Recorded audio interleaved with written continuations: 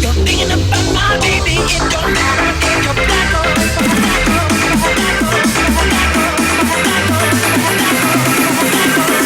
gonna spend my life being a coach.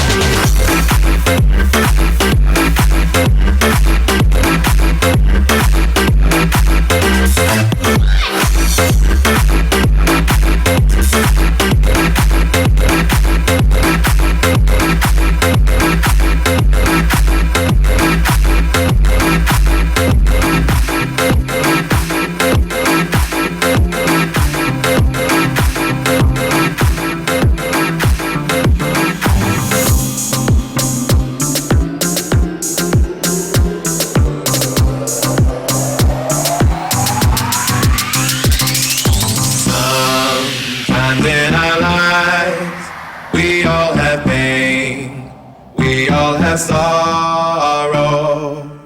But if we are wise, we know that there's always tomorrow. Lean on me when you're not strong, and I'll be your friend. I'll help you carry on, for it won't be long till I'm gonna need somebody to lean on. You swallow your pride if I have pain. You need to borrow, for no one can heed those of your needs that you won't let show. You just call on me, brother, if you need a hand.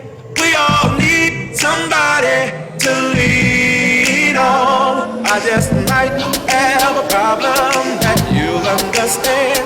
We all need somebody to lean on. All we need is somebody to lean on.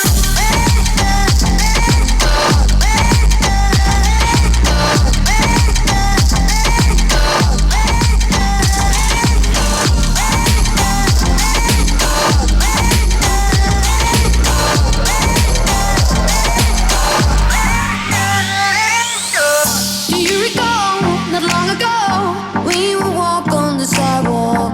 Innocent, remember, all we did was care for each other.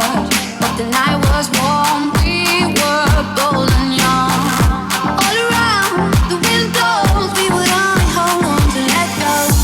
Your kiss, paragon, we need someone to lean on. My kiss, paragon, all we need is somebody to lean on. Your kiss, paragon, we need someone to lean on. My kiss, paragon, all we need is somebody to lean on.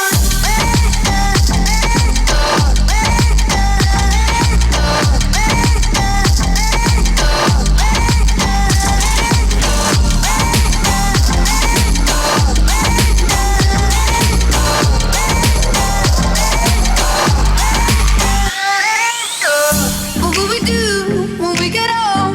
Will we walk down the same road? Will you be there by my side, standing strong as the waves roll over? When the nights are long, longing for you to come home. All around, the wind blows, we would only hold on to let go. Your kiss, paragon, we need someone to lean on. My kiss, paragon, all we need is somebody to lean on. Your kiss, paragon, we need someone to lean on. My kiss, paragon,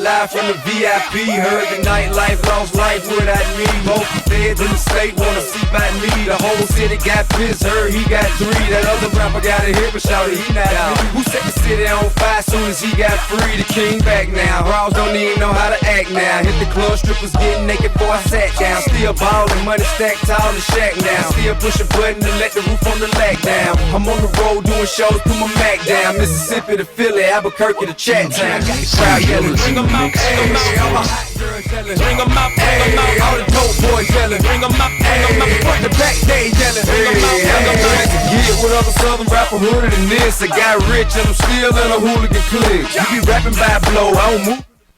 Talk about shooting out, now we're doing it, prick. If I hit you in the face, you gon' be suing me quick. If I catch another case, I know it truly be missed. So I'ma keep a cool head, stay out of the news headlines, and show these other rappers it's bedtime. It's clear to see that I'm ahead of my time. I cop a chromed out, hard top career with a shine. I got some time, there ain't nothing, I get better with time. Who got a flow and a live show better than mine? I got a packed house yelling, bring 'em out, bring 'em out. I'm a hot girl yelling, bring 'em out, bring 'em out. All the dope boys yelling, bring 'em out, bring 'em out. Front the back, they yelling, bring 'em out, bring 'em out. Mic check, 1 2 1 2. You wanna beef with the king? What is you gon' do when you show up on the scene with the 2 guns drew on you and your friend and play a little 2-on-2? If you do half of what I do, you'll be hitting the deck. I got a tool and a vest, I can get some respect. I'ma make it hard for another sucker to flex. Show 'em this ain't the squad for a sucker to test. Pimp, but too large and we way too fresh. Work well with.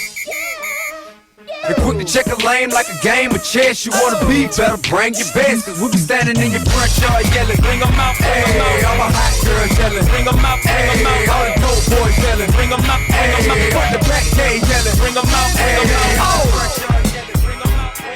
All my hot girls yelling, bring 'em out, bring 'em out. All the dope boys yelling, bring 'em out, bring 'em out. Front the back, they yelling, bring 'em out. Yo, this man, you know what I'm saying?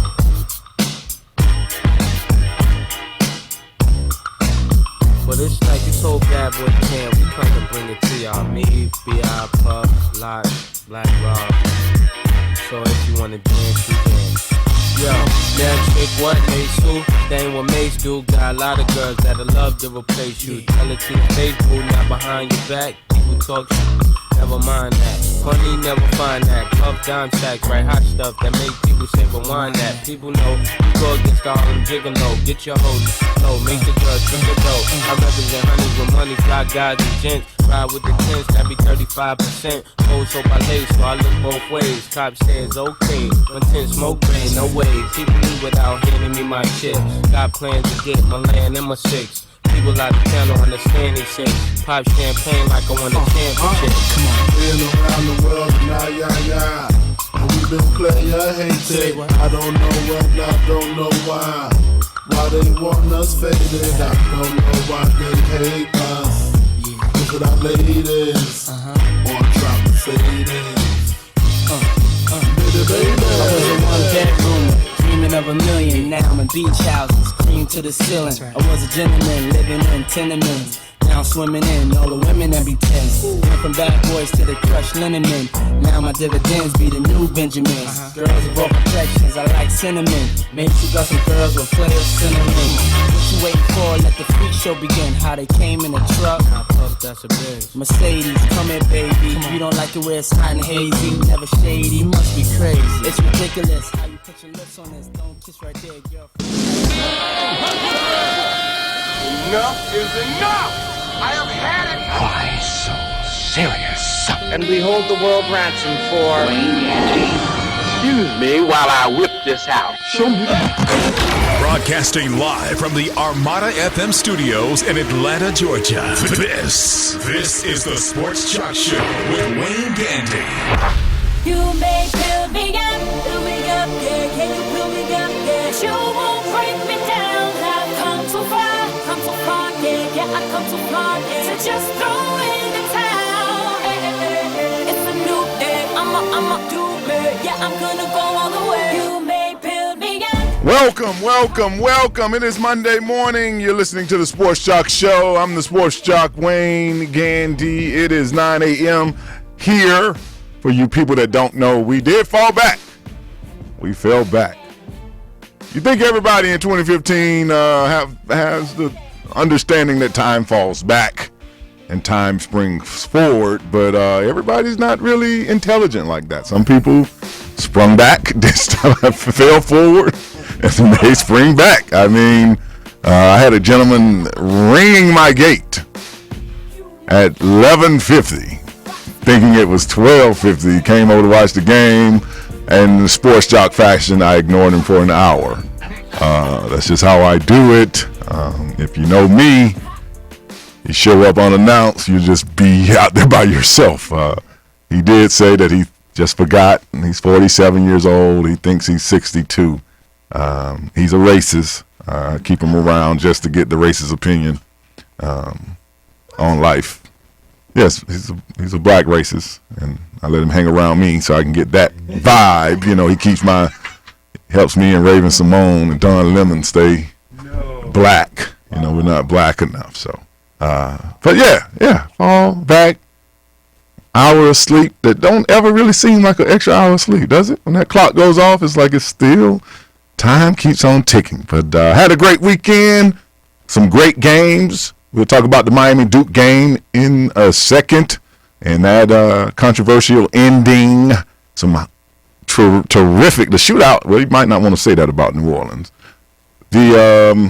What can you say? It's not the game. Just let's say it that way in New Orleans between the Saints and the Giants.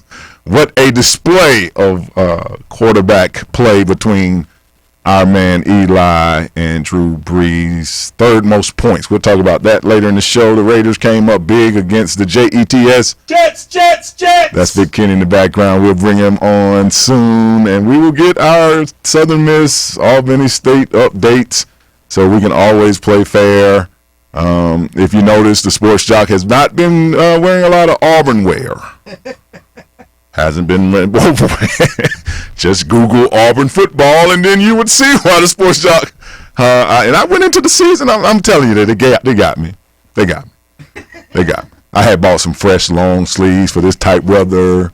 I had bought me a new sweat. I mean, they got me. They got me real good. I spent about $200-300 on some stuff that, looking at the rest of the record, I might get to wear around for Idaho, but won't be a lot of Auburn. But then, you know, you can do like the Raiders. As soon as the season over, you start saying, hey, it's always next year. And you just start wearing your stuff again. People, you know, it's a lot of that going around in the world. But we have a great show for you. We're going to talk about being drugged and being in porn. Hey. You know, can you be drugged and be in porn? We'll get to that. We're going to get to it. Just sit there. Sit tight. Hold on. We're going to get there real good. We're going to talk about dragging 16-year-olds out the classroom. Woo! And a lot of stuff up in this show today. But we're going to start off with something good and positive, and that is the Kansas City Royals winning the World Series. I know most of you missed it. Why? Because they put it against the Broncos and the Packers, and, you know, so Sports Joc is going to be true. I didn't tune into the 12th. I'm just going to guess, so don't call here with innings 1 through 11 questions. I did see the 12th when the Royals scored all the runs, but I was watching Peyton Manning and our man Aaron Rodgers try to, you know, two undefeated teams going at it. So the big building, I don't know why baseball does that either. Kind of, I mean, they're bigger than WNBA, but you seem like they would stagger their games just a little better to get everybody a chance to watch. Because on Football Sunday, it is Football Sunday. But I'm glad to be here. Oh, and to my friend Tawana Billups, she is a volleyball coach over at 3A Westminster.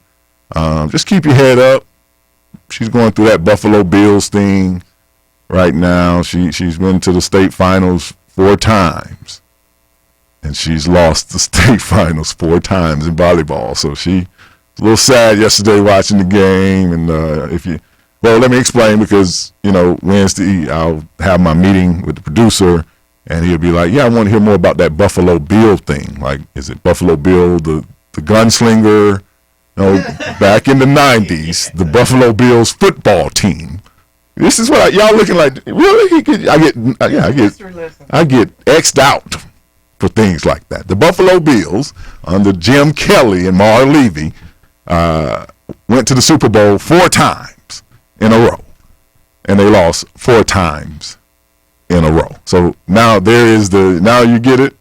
So you don't have to ask me, I didn't get enough of that Buffalo Bill idea.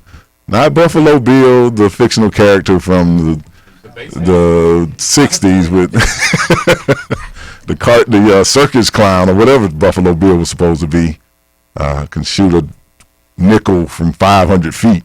Not with them old guns. You couldn't shoot an elephant from 10 feet with them crooked barrels and stuff like that. You ever wonder why those people missed? Because the barrels were all messed up. They have no real machinery in there like that, precision. That's why they would just be going anywhere.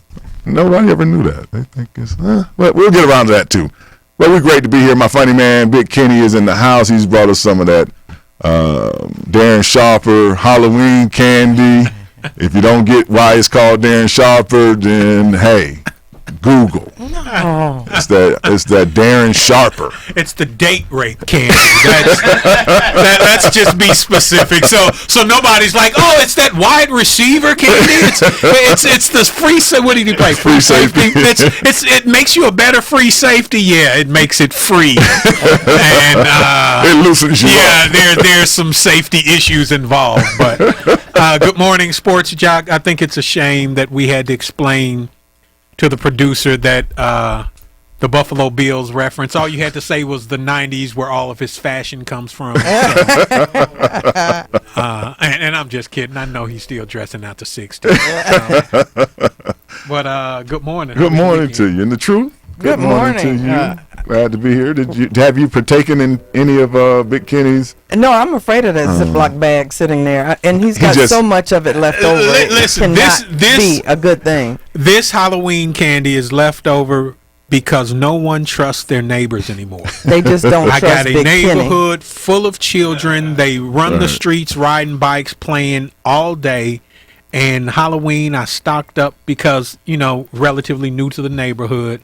Wanted to be the great neighbor. Mm-hmm. Not one child went door to door in my neighborhood. We'll have to pull up your ratings on Trickster. There's an app for that. It's very interesting how you have a lot of small sandwich bags, though. I don't know what that has to. I don't know what that has to do with this life. is the one-time candy is in them. Hey, look, you can believe that. Sniff the inside. No, this is the one with the residue. Trust me. I'm not bringing that stuff to share. I already told you how that's going down. But nobody trusts neighbors anymore. Nobody trusts Big Kenny. I mean, they didn't go to anybody's house. I mean, I watched, but I wasn't trying to watch close because then I'd have looked like the creepy neighbor watching the kids in the costumes. That's exactly what they all put on costumes. They all got in cars and went somewhere. It was just not door to door. They came to the Sports Joc house. And isn't that what kills Halloween? When people decided, hey, you know what? Get in the car. We're going to drive 12 miles to Buckhead, over to where we saw those big houses. To the mall. And to the mall. Yeah, we experienced go to the that. stores. We experienced it this weekend. And then, but when you go to the Sports Joc house, he's giving out candy and they're handing him requests for tuition. Thanks for the candy, mister. Help me get through college. So, I don't think they're expecting any of that from me. No. And you, in our day, you had to tie up your sneakers and make it work. And door to door. They had wagons out. Risk getting the bag snatched by the older kids. Yeah. That was a rite of passage. Yes. Get in trouble for cutting up your mama's sheets. You plotted out your route because you knew who had the real stuff and who was just handing out Jolly Ranchers. And you really had a plan. When you and your boys stepped off that curve, it was okay. It was on. and maybe I took it too personally because I said to my wife, I said, we've got miniature candy bars. In my day, we would have been marked targets because we went through the neighborhood going, they got miniature Almond Joy and Kit Kats over there, and everybody would rush because we didn't want like Dum Dums or toothbrushes or butterscotch, the little hard candy. But I mean, we tried to be the good house, and nobody came by. But the next day, the street was littered with pumpkins that people had taken off of porches and just smashed in the street. And this is why kids are obese, because we were able to walk our calories off. Right. And now they pull up in cars. They just jump out of the car and they jump back in. And I'm from Florida, so walking in Florida at any time of the year is hot. Yes. So it's not like on Halloween it's cool. That's why you didn't really need a costume from the store. You just wanted the mask because you wanted to wear shorts and teeth and your mask. Look, I'm a ghost. Yeah, that's all. To see Also, what makes him fat is nobody comes to get the candy, so the kids at home have to eat it. It's left over. The parents, in your case. Yeah, and that's why I bought this Ziploc bag. Now, Thanks if y'all for want me to sharing. bring the other stuff in the bag, you know me. I will. No, the guys behind the glass over there, they're willing participants right there. Well, they know we always do our post-production meeting anyway. So. We'll be back. More of the Sports Joc Show. We're going to talk some college football. And at the bottom of the hour, we have Marcus Dixon coming on, former police officer up in North Carolina. Talk about the biggest story of the week. The football sheriff, coach, whatever his title is, dragging a young lady out of class. That and much more on the Sports Joc Show when we come back. The Sports Joc Show is now on YouTube's new live streaming. Visit us at thesportsjoc.com or watch directly on youtube.com. Search for the Sports JOC, Wayne Gandy. It puts the lotion on its skin.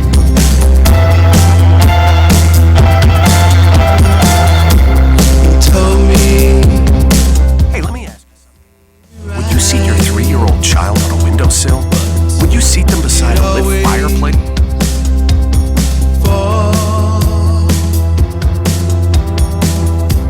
I seen him come, I seen him go. Or by the deep end of a pool? One last question. Would you seat your child in a car seat that's not correct for them? Car crashes are a leading killer of children ages 1 to 13. Secure their future. Seat them in the correct car seat. For more information, visit safercar.gov/the-right-seat. A message from the National Highway Traffic Safety Administration and the Ad Council.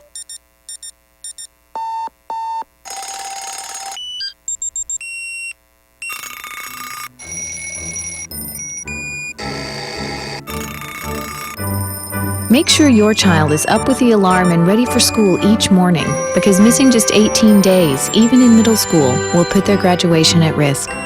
It's up to you. Learn more at boostup.org. Brought to you by the U.S. Army and the Ad Council. Hey, there's my son. Hey, Dad.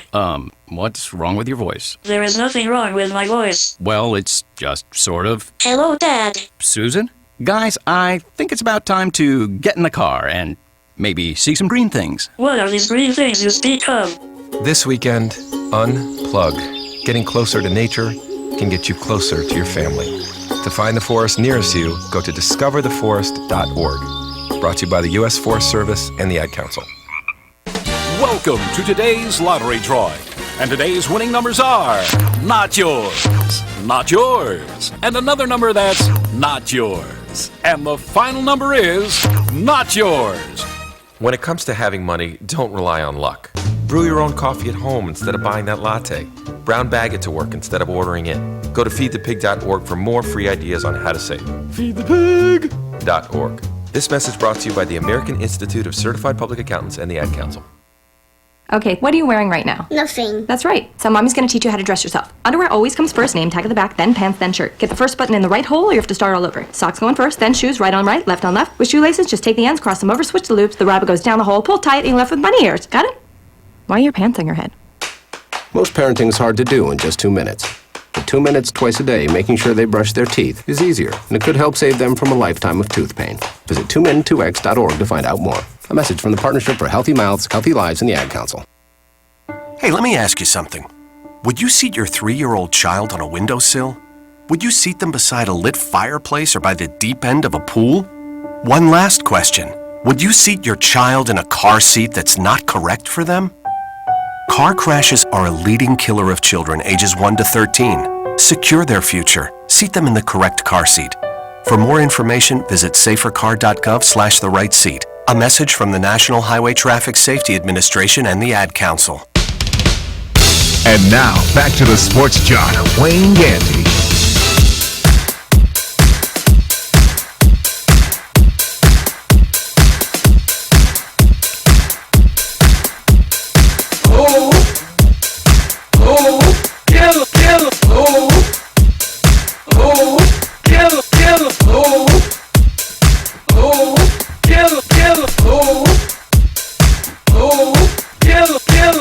back to the Sports Joc Show. I'm the Sports Joc Wayne Gandy. College football, big weekend coming up. Florida State visiting Clemson. The LSU Tigers and Alabama will have it going. Showdowns, two games that really could determine the outcome of their conferences.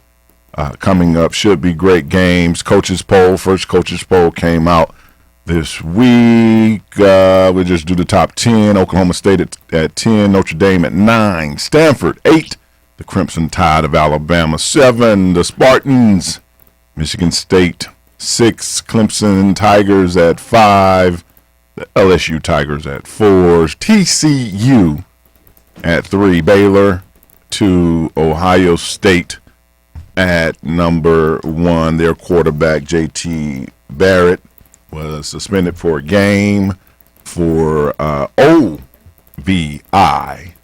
which I don't know what's the difference between DUI and OVI. I'm quite sure my two co-hosts might have that on their record if I Google them, but not listen. Me. You know it's a serious charge when I'm sitting here like, what? What's an OVI? What is I ain't never got an O. I feel like I'm not trying hard enough now. I need to get me an OVI. It's something about a vehicle operating a vehicle while intoxicated, impaired or intoxicated. Operating a vehicle impaired. The campus police pulled him over because he was going to a police checkpoint. He decided, and turned around. They followed him and they ticketed him for OVI. OVI is the charge that you get when you're the starting quarterback for Ohio State University. so DUI doesn't show up, right? Mm-hmm. And so you only have to serve a 1-game suspension because we know the DUI will get you kicked off the team. I just thought it was, we always talk about years past. He turned around. The police told me that's called a high-speed chase. Or smart. Campus police definitely used to give, I think, students, period, more passes. They always show you how they accept that you're 18. They don't just throw the party and turn off because everybody's drinking. They try to contain it. They try to let it happen a little more than the police would in those situations. So when they said campus police, it was a little surprising that they wrote him out a ticket. But today with the videos and all that, I think police, as we will talk about coming up at the end of this hour, are on a lot of scrutiny because it is film. So breaks they used to. Even if you support the team, you get in trouble. Yeah, breaks they probably would have cut you in the past because you're videoing it can instantly become, as we showed the Cowboy guy, the officer, what was that, 2 weeks ago, where he posing with the player. He was a fan. Right. And I think a lot of officers now are a little leery of everything, helping you out, not being rude to you because they know you're filming or somebody's filming them their job. Or now they have the little cameras on their shirt in the car, so I don't think players. You're right. They can have too many exceptions with doing their job. I miss the days when, literally, because the campus police used to roll up on me like, Kenny, you again? I'd be like, bro, hey, man, we don't even need to hear it. Do you have somebody here who can take you home? Yeah, there's somebody. Or they would take you home, right? It's not one of your felon friends, is it? No, I got this young lady right here. Ma'am, do you know him? Yeah, okay. You can go home. No more passes. The Gators beat up on the Georgia Bulldogs down in Jacksonville. Right now, the between the Memphis Tigers, who are 8-0, and the Florida Gators, I would say, who are 7-1, probably the two biggest surprise teams as far as their records winning. Two of the most underachieving teams probably would be the University of Georgia and my Auburn Tigers for where they started and where they are. We're talking about two teams that started the season in the top 10 and barely halfway through the season are not even in the top 25. Yeah, the expectation that would not be this way right now. Yeah. And I think this is the first time where I hear even the Georgia fan thinking, maybe this idea after 15 years of getting rid of Mark Richt, the head coach, might be something we need to look into. Oh, one season? Well, I debated with some guys. I feel there has been no program with more talent in the 15 years that he's been the head coach. I'm throughout the country. Even the teams that win national titles, I don't look at them and they have more talent than Georgia. And he just never wins. I mean, he puts 2 or 3 first rounders he plays with that many guys, and he doesn't even get to the title game. And they do put many first rounders in the NFL. Yes, they do. It's like almost a feeder system for the NFL. Dudes can tear out their knees and still go. First round. Yes. Playing for Georgia. At all positions, not just, we put pro receivers or quarterbacks. We put linemen, cornerbacks, safeties, O-linemen, tight ends, and to not have a championship. There are mascots in the NFL that got drafted out of the University of Georgia. Cheerleaders. You know, I asked a friend of the Sports Joc Show that we have talked to before, the athletic director from Savannah State University, Sterling Stewart, about situations like that. Do you think there's too much pressure on head coaches to win? I know we had Steve Spurrier quit, and then Steve at USC. Sarkisian. Steve, it's hard for me to say that name. Steve, that guy. Just who checked into rehab, and I asked him about the pressure put on the coaches, and his answer was, these coaches are demanding multi-million-dollar salaries, and a lot of pressure comes with those paychecks. So the alumni, the university isn't really concerned about what your stresses are on the job, because every Monday they're like $750,000 to Mark Richt, and we need you to win. And his salary is like what, $3 million, 3.3. Yeah, he's always made a top salary. You're talking about a top program, a top state program as far as being the symbol of football, and they don't really have a competitor in this state. Georgia Tech is up and down, but they've produced Heisman Trophy winners at the University of Georgia. Yeah, it's a serious thing, and UGA runs the state.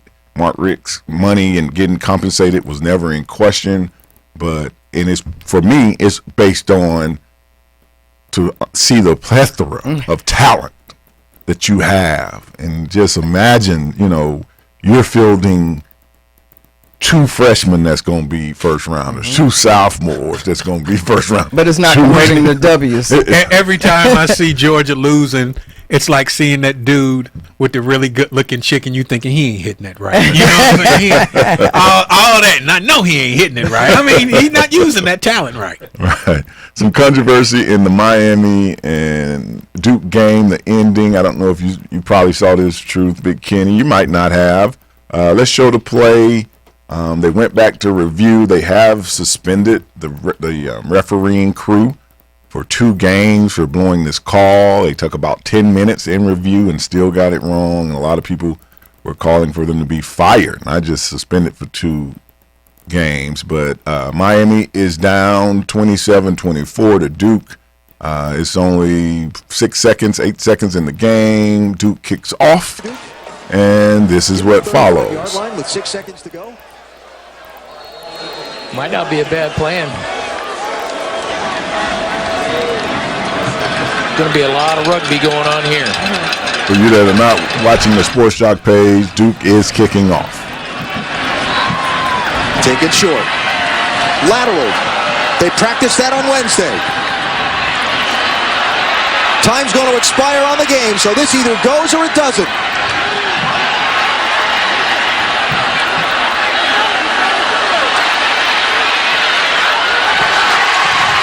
Ball's still alive.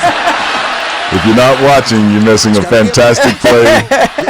It's a desperation. Still alive. As long as they lateral the ball behind them, it is legal on the kickoff. Staying spacing all over. Oh, he got a block. They got blockers. They've got a lane. 40-yard line. No black shirts between the goal line. Can Can you believe what you just saw? University of Miami scores the touchdown after 12 lateral passes. When they went back to review, there was a guy that actually got tackled. His knee did hit the ground when he went to lateral the ball. The refs blew that call, and Duke loses this game. And when you go back, it's sometimes you can watch a replay and not actually see that the person was down. And this one, it's clear that this guy's knee hit the ground before he lateraled the ball behind him. Miami wins the game. In football, you don't get to go back and reverse. But should there be a way to overturn those results, you think? No, you just get a letter and an apology. We sorry. We blew. That does not help me. I am not feeling any better. Sounds like my defense attorney. Wow. This crew of referees has been suspended for 2 games for blowing this call. Amazing. I was fortunate enough to have this happen one time in my career. When I played with the Saints, we played Jacksonville, and we had a play like this at the end that actually won an ESPY for that play that year. Only thing is, we missed the extra point to tie the game after such a beautiful play. But we'll be back with more of the Sports Joc Show right after this. I want an Ovi.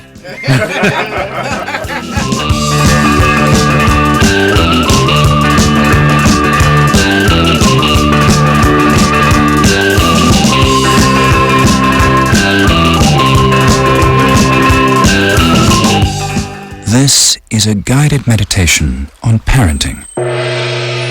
Take this time to breathe deeply and close your eyes. Right now, you're completely in control.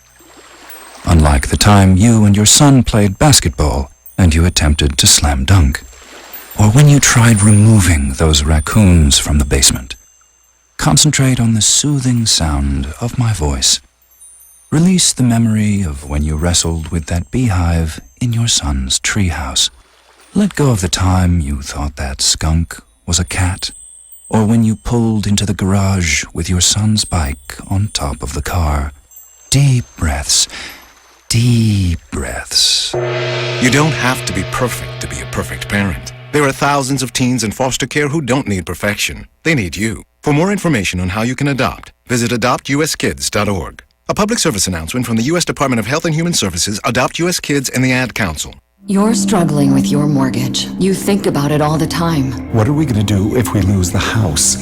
It's time to stop thinking and start dialing. Call 1-888-995-HOPE for a free government program that offers expert one-on-one advice about your mortgage options. We've helped over 1 million homeowners, and we want to help you. Call 1-888-995-HOPE or visit makinghomeaffordable.gov. Brought to you by the U.S. Treasury, HUD, and the Ad Council. And now, back to the Sports Joc, Wayne Gandy.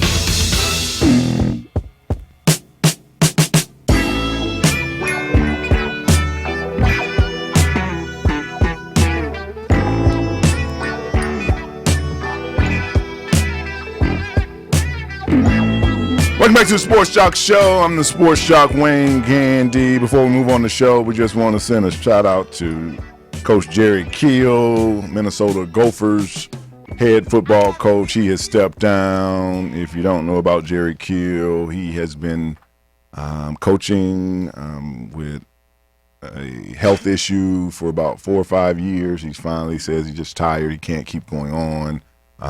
He would have different games. Even last year, he had about 3 seizures where he couldn't finish the game.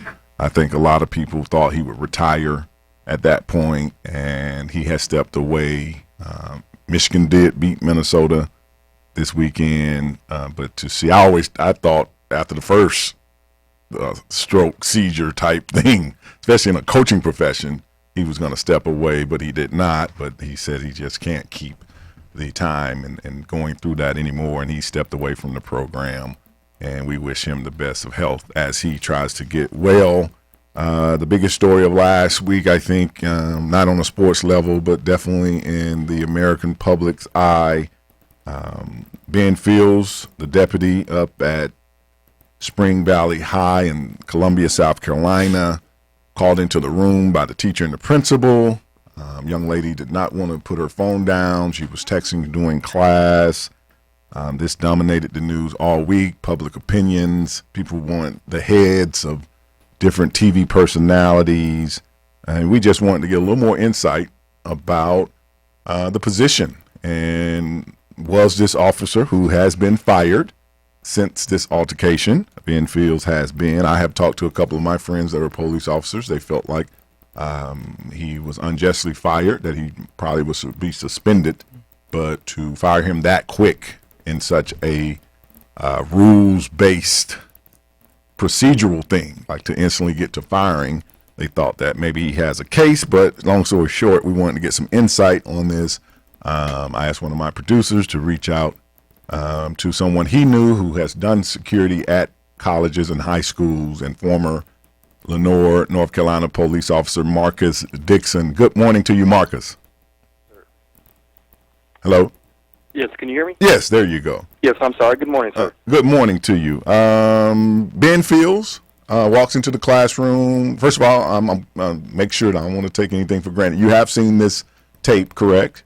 Yes, sir. Yes, he walks into the classroom being called in there by the teacher and the principal, and he has removed this person from the room.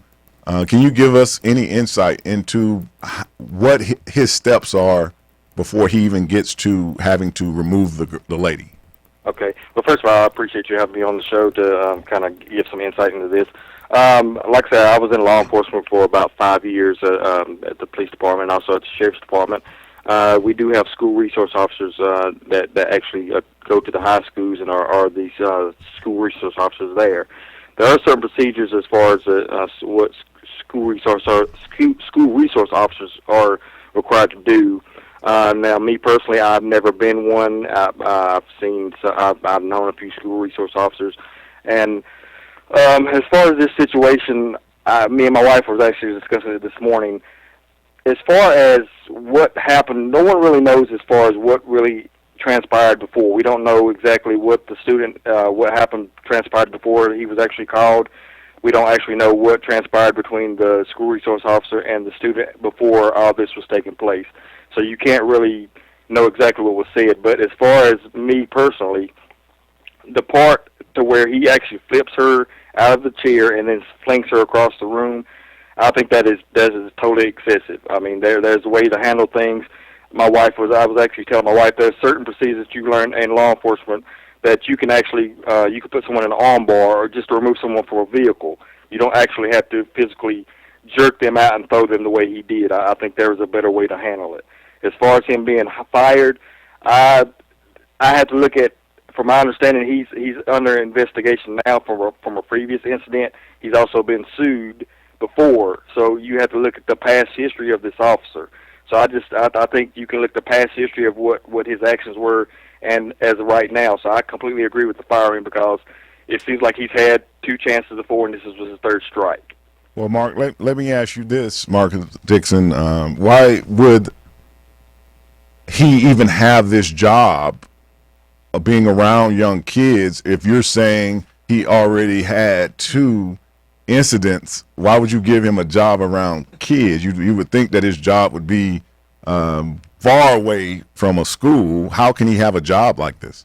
And that's another question that I have, and I really don't understand. I don't know this department. I don't know their procedures, but from my understanding, the very first lawsuit that he had was actually against an assault on another student. So I don't understand how you could have a lawsuit where he's already been sued by a parent or organization for assaulting a student, but you're going to keep him as a school resource officer. I don't understand that at all. I've never understood that when I even heard the charges to begin with.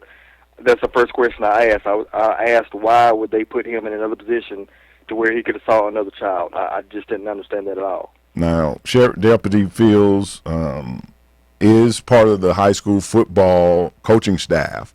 When I watched the video, you see the other students sitting in this class very calm. Yes, sir. If you ever watch it, and that tells me almost like they kind of know how this girl is, to me. Like, Exactly. That's what she does. It seemed, because they don't seem any move, and they have had a walkout. About 110 students staged the walkout in support of the deputy, but nobody.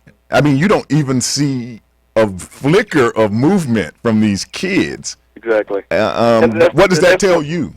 And that's another point I was getting to, because we don't know exactly what transpired before, because obviously there was a problem with her being asked to be removed from the classroom to begin with, and when she didn't leave, that kind of tells you she's been asked to leave by the teacher. They have to call the school resource officer in. When he comes in, she still doesn't leave, and that's another question that I thought was watching the video, because you see the other students in the classroom, they're just sitting there. No one comes to her defense. No one.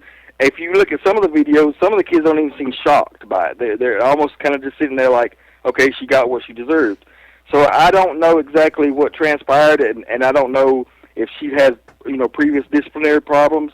But obviously something transpired to where they told her to leave the classroom. She did not leave after the teacher told her. When the school resource officer told her, I'm pretty sure that he probably told her maybe once, maybe twice, to get up and leave before it escalated to where he had to put hands on her.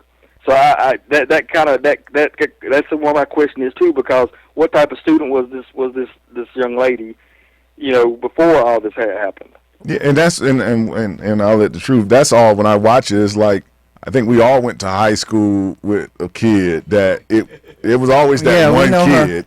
I know her. Male or female that everybody knew at some point. Here we go. Don't judge me. Here we go. Don't judge me. You didn't know what I went through in high school. Just some of us went through things. I'm just saying. Stayed in trouble. Is it possible, Mr. Dixon, that maybe the students who didn't respond were just simply afraid of the officer? And I was reading that this is his 4th incident, not his 3rd, and he's being sued in January for some incidents at the same school with some students, and then he was accused of excessive force in 05, and in 09 he had some other challenges. So I was wondering if it's possible that those kids sitting there are just afraid. They know what's coming. He has a history. Well, from my understanding, they gave him a nickname. I think they called him Officer Slam, or they gave him some nickname because I think he's known to maybe I don't know if that's related to his him being assistant coach on the football team. No, it looks like his police record. I mean, his incident report is warranted that name. Right. Now, like I said, I mean, I'm looking at it from both sides. I'm looking at it from the side of how if he's had these previous charges, how would they keep him in as a school resource officer? But I'm also looking at it as like we said before. If you look at the other students, they're sitting there. I mean, it's not a shock to them at all. And obviously, I mean, if I had a friend that I know that never did anything in school, and I see that happening, I'm going to jump up. I'm going to say something. Right. But most of the kids, I mean, from my understanding, only one other classmate was actually jumped her the fence, and from my understanding, she was arrested also, charged with a misdemeanor. Both have been charged with misdemeanors. Right. So I out of all those kids in the classroom, you only had one student stand up. So I really don't know.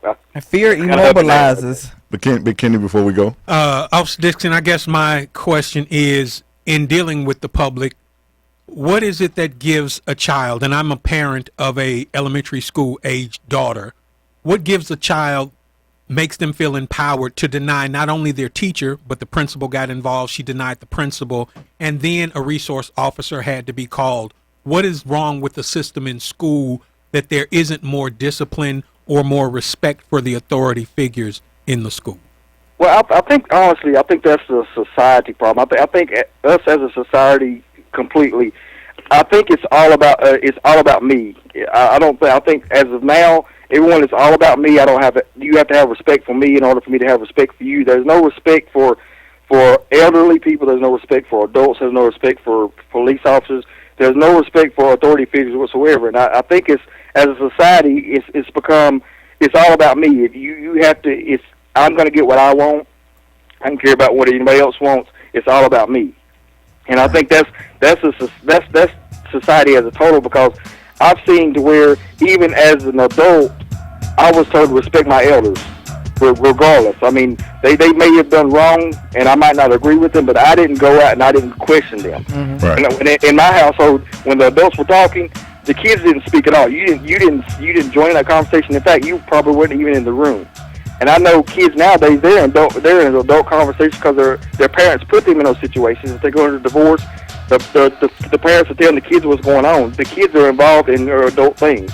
And I think that's just, I don't understand. Society as a whole, it's just the kids aren't being brought up the right way, in my personal opinion.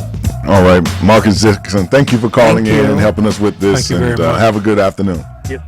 Thank you very much. We'll be back more of the Sports Joc Show right after this. The Sports Joc Show is now on YouTube's new live streaming. Visit us at thesportsjoc.com or watch directly from youtube.com. Search for the Sports JOC, Wayne Gandy.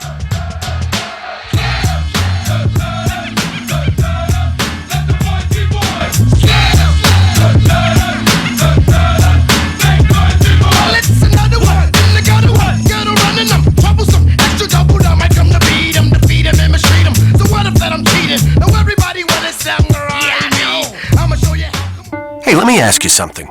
Would you seat your 3-year-old child on a windowsill? Would you seat them beside a lit fireplace or by the deep end of a pool? One last question.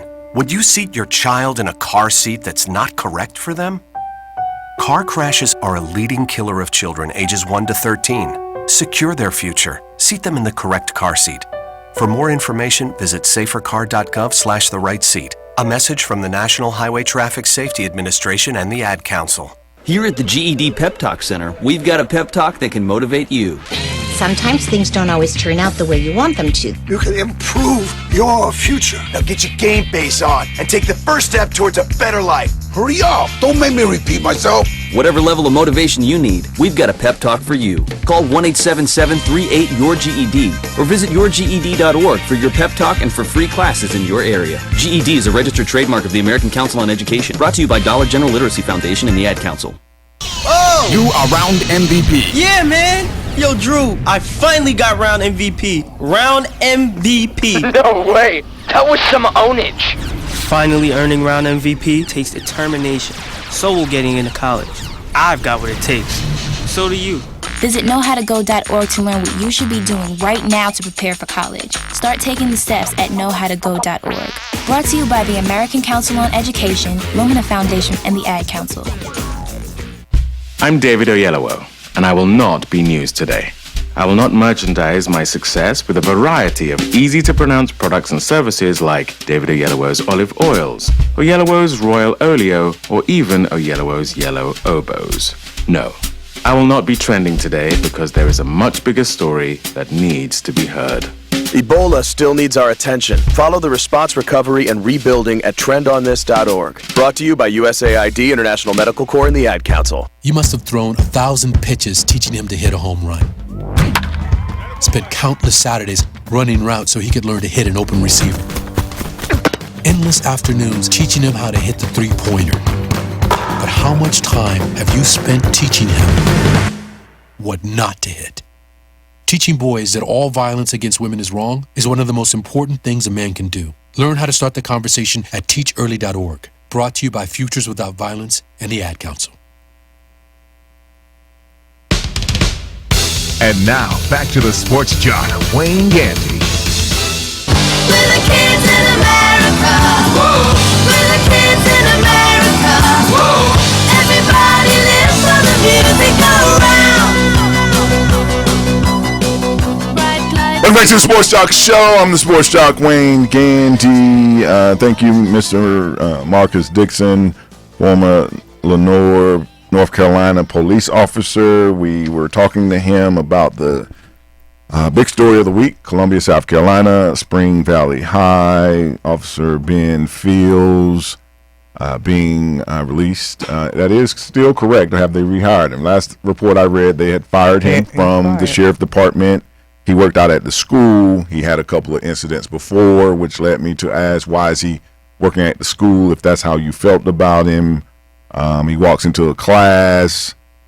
You show the video one more time as he walks into the class, which means that probably by then, just using what I remember from school, the teacher talks to you, try to get you to comply.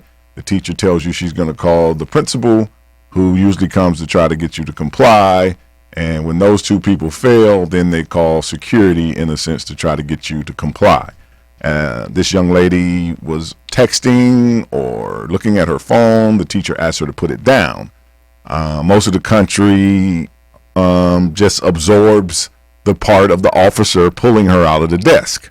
What happens before that, or who and how and what she did to lead up to that, seems not to even be what people care about in this case. And I think that at least Big Kenny, and we'll get around the truth, has this feeling that, well, there was these opportunities, and I said this myself maybe a month ago when I said, how about just don't do the crime and you don't have to worry about. This is an example, as I think Big Kenny was leading to. Big Kenny's raising his hand. He's scared. Well, he's very proud. I guess part of why I'm so passionate and incensed about the reaction surrounding this. Well, there were a whole lot of conflicts with procedure, obviously. Mm-hmm. I don't think he should have ever physically handled that child the way that he did. I don't think he should physically handle anybody unless they're trying to harm him like that. A grown man shouldn't be handled like that by an officer. But one of the things that everybody's saying, how was he with these kids when he's had all of these charges and these lawsuits? He was also given an award for being role model of the year as a resource officer in that county, I believe, if not the school, which says something about the way the school administration views him. They see him as effective. They see him as good for the system. Now, I don't understand. Maybe that's up for debate. My point is, everybody's seeming to want to relieve this child of personal responsibility. My uncle used to say, raise your children or the police will. Where is, for her to deny the request of her teacher and then the principal, shows a lack of respect and a lack of fear for consequences. The fact that a principal was getting contacted in my home meant that a parent / guardian was being contacted, which meant that when I got home, it was going down like a plane with one wing. It was about to be serious trouble for me disrespecting the people put there to help me get an education. You go to school to learn. The fact that you have refused to put this phone down to the point where a resource officer has to be called in says something about what's going on with this child. We keep talking about this officer. Where is her responsibility for just following the rules that everybody has to follow? He wasn't asking her to stand on her head and give her phone back, or, stand up and apologize to him and then clean the classroom or something. It was a simple request. The rule is no phones in the classroom. She denied that, and then we got here. Right. Truth. What does that 110 students staging a walkout of class for the officer support? What does that say? I don't know. I think it still has a lot to do with fear. Now, you alluded to it earlier that this is the kid that everybody knows. And I think her reputation has probably preceded her, that this is not her first incident. And so the support will probably come from the fact that they're aware that, he's doing his job. And maybe she's that bully kid, too, that has somehow offended some of these kids that are standing up against her. And, more importantly, though, is I wanted to find out what federal investigation. They're saying that there's a federal crime that the officer was involved in, and actually the main sheriff called in the FBI. Well, they start breaking her civil rights, and once anything like this pops, half of it is emotional. He's white, and she's black, and everybody's emotional on some white people, and the demon cop are always killing us, and Black Lives Matter, and all lives matter. Black Lives Matter, particularly. Especially to me, because my life is a black life. The lives of my children and loved ones are black lives. So yeah, I agree, Black Lives Matter. But who's raising these kids? Yeah. What's happened that your child is unwilling to follow rules in school? She ain't at a football game. I would like to hear. She ain't at a basketball game. I would like to hear from those 110 students. I mean, as a percentage of the population, how does that add up? But I'd like to hear why they walked out. Well, I think you're calling him Officer Slant, not you, but they're calling him whatever nickname, which I don't see to be a bad nickname when you Officer Slam. when you need to be seen as the authoritative figure in a school. Right. It's like both of you alluded to before we went to break. Even if you think you can push the teacher's button, if the principal walked by, everybody close their locker and sit still. Yeah, Mr. Wilcox, we good? You good, sir? Yes, sir. Then we go back because that's Mr. Wilcox. That's how he carried himself at my school. And you knew he was a no-nonsense kind of guy. So him having a nickname that comes off as though, hey, you don't want to be messing around with so-and-so, that's how Officer Slam, that's what you want. So now with this girl, like we don't know a full story. And what makes you not afraid of Officer Slam? What's going on in your mind? She's a bad girl. And you said something about possibly bullying other kids. If she's willing to go up against the resource officer, I'm sure she's willing to buck on other children. Two storylines that came out of this is on The View, Raven Simone, who's caught flack for different things that she has said recently. This time, her idea was kind of along the line with Big Kenny. The girl was told multiple times to get off the phone. Simone said, there's no right or reason for the officer to be doing this type of harm. That's ridiculous. But at the same time, you got to follow the rules in the school. Since making this statement, close to 100,000 people have called for ABC to fire Raven Simone, saying that she is not reflecting the black sentiment. ABC has come out since then and said, no, they're not. That's what she's on here to give opinion. That's what the show is, an opinion. I didn't hire her for a black opinion. I've hired her because she has an opinion. CNN's Don Lemon has also come under the same scrutiny because when he first heard the case, he said, well, I would like to know a little more about what led up to him having to pull her out the desk. And I said, and I'm saying, it seems like that's all people are focusing on, the desk pulling. They're not focusing on, as Big Kenny is saying, a 16-year-old disobeying two authoritative figures to even have to get to this man at this point. And at that point, he is trying to remove you from the classroom. Obviously, this class is still going on, and there's students sitting there. So I either cancel the class and put everybody out and let you dominate the class, which is a thin line anyway, because now the next student goes down that same line. All I need to set is one precedent, and then that's what happens. And, I'll talk to Miss So-and-so any kind of way. Miss De Jesus, who was my Spanish teacher, we knew Miss De Jesus had no issue with you leaving to use the bathroom. Miss De Jesus, come on. El Bathroom. El Baño. And because you go out there. We can tell what grade you got in Spanish. But personally, what do you think? What are your thoughts about it? I would take the Raven. I would take the role that you don't want to get handled when the teacher told you to put the phone down, put the phone down. You don't want to get handled when the principal shows up. You put the phone down or leave the room.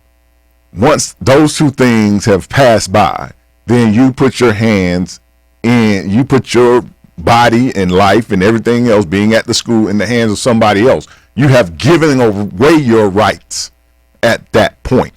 Yes, do I want to see this man maybe get her in a better situation? No, nobody wants to see her on the floor. But I'm quite sure at some point he asked her to get out the desk and let's go. And she just sat there. I without a doubt, I know that happened. I know he didn't just walk from when the principal to her. Let's go. That was not his first move, yes, right? Let's go. Because I'm already got 2 strikes, and already in a classroom with. I'm trying not to. With the principal, the teacher, and 30 of the kids. And you could hear him say, "Look, I'm going to ask you one more time, and then I'm going to have to remove you." And I never thought I'd agree with Raven Simone.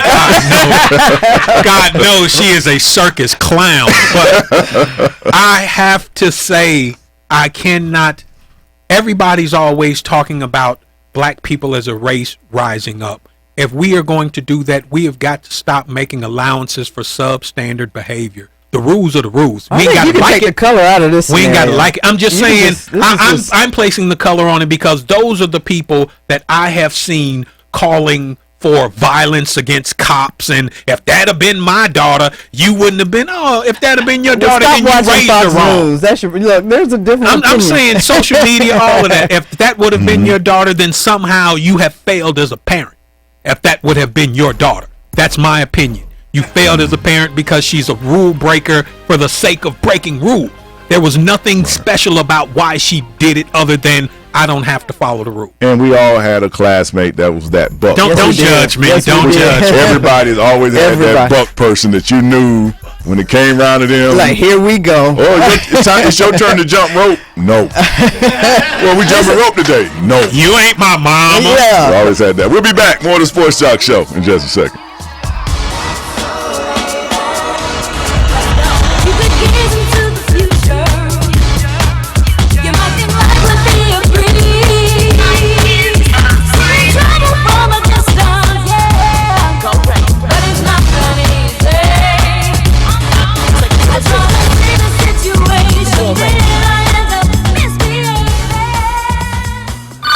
Hello? Hi, I found your name on the internet. I'm going through a foreclosure. Can you help? Sure, it's simple. We'll just leverage your transitory expenditures into a fiduciary trust, and we massage those assets before your money goes into my private account. I don't get it. If you're facing foreclosure, who should you trust? The Hope Hotline is a free resource connecting you with HUD-approved housing counseling agencies, available 24 hours a day, who can give you the information and clarity you need. Call the Hope Hotline at 888-995-HOPE. That's 888-995-4673. Brought to you by NeighborWorks America and the Ad Council.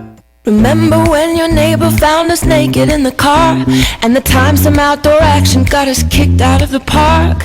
Getting frisky in the dark, I gave your eye a poke. I think the dog is also in the bed. Do I smell smoke, you and me? We never give up, you and me. We never ever ever give up.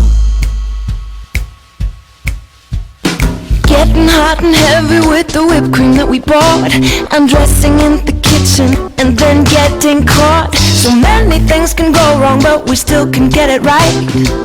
You and me, we're not gonna give up tonight. You didn't give up on sex. Don't give up on birth control either. There are more methods than you think. Visit bedsider.org to compare all the choices and put the bogus myths to bed at bedsider.org. Boy, we got options tonight. Brought to you by Bedsider and the Ad Council. Bedsider.org. Sure, humans can be a little weird at times, but take it from me, I'm a dog. And a person is about the best thing that can happen to a shelter pet. So if you want to learn how you can be that person, get down to your local pet shelter or visit theshelterpetproject.org. Brought to you by the Ad Council. So I'm a cat, and I just moved in with this new human, and she's got this little toy she's always playing with, all day long. Tap, tap, tap, tap, bleep, bleep. She can't put it down. There it is. Oh, and get this. She even talks to it. Last week she asked it for Chinese, and guess what? Egg rolls showed up. Like magic. Humans have cool toys. A person is the best thing to happen to a shelter pet. Be that person. Adopt. Brought to you by the Ad Council and theshelterpetproject.org. Enough is enough! I have had it! Why so serious? And we hold the world ransom for... Wayne Gandy. Excuse me while I whip this out. Show me. Broadcasting live from the Armada FM studios in Atlanta, Georgia. This is the Sports Joc Show with Wayne Gandy. 2, 3, 4. Don't tell my heart, my achy, breaky heart. I just don't think it understands. And if you tell my heart, my achy, breaky heart, he mightn't blow up and kill this man. Welcome back to the Sports Joc Show. I'm the Sports Joc, Wayne Gandy. Just like we started the show, we are going to congratulate World Series champions, the Kansas City Royals, winning in big fashion, 4-1 over the Mets, 7-2 last night in the 12th, 30 years since the Kansas City Royals won the championship. If you're watching the Sports Joc page, doing it in big fashion on the road in New York.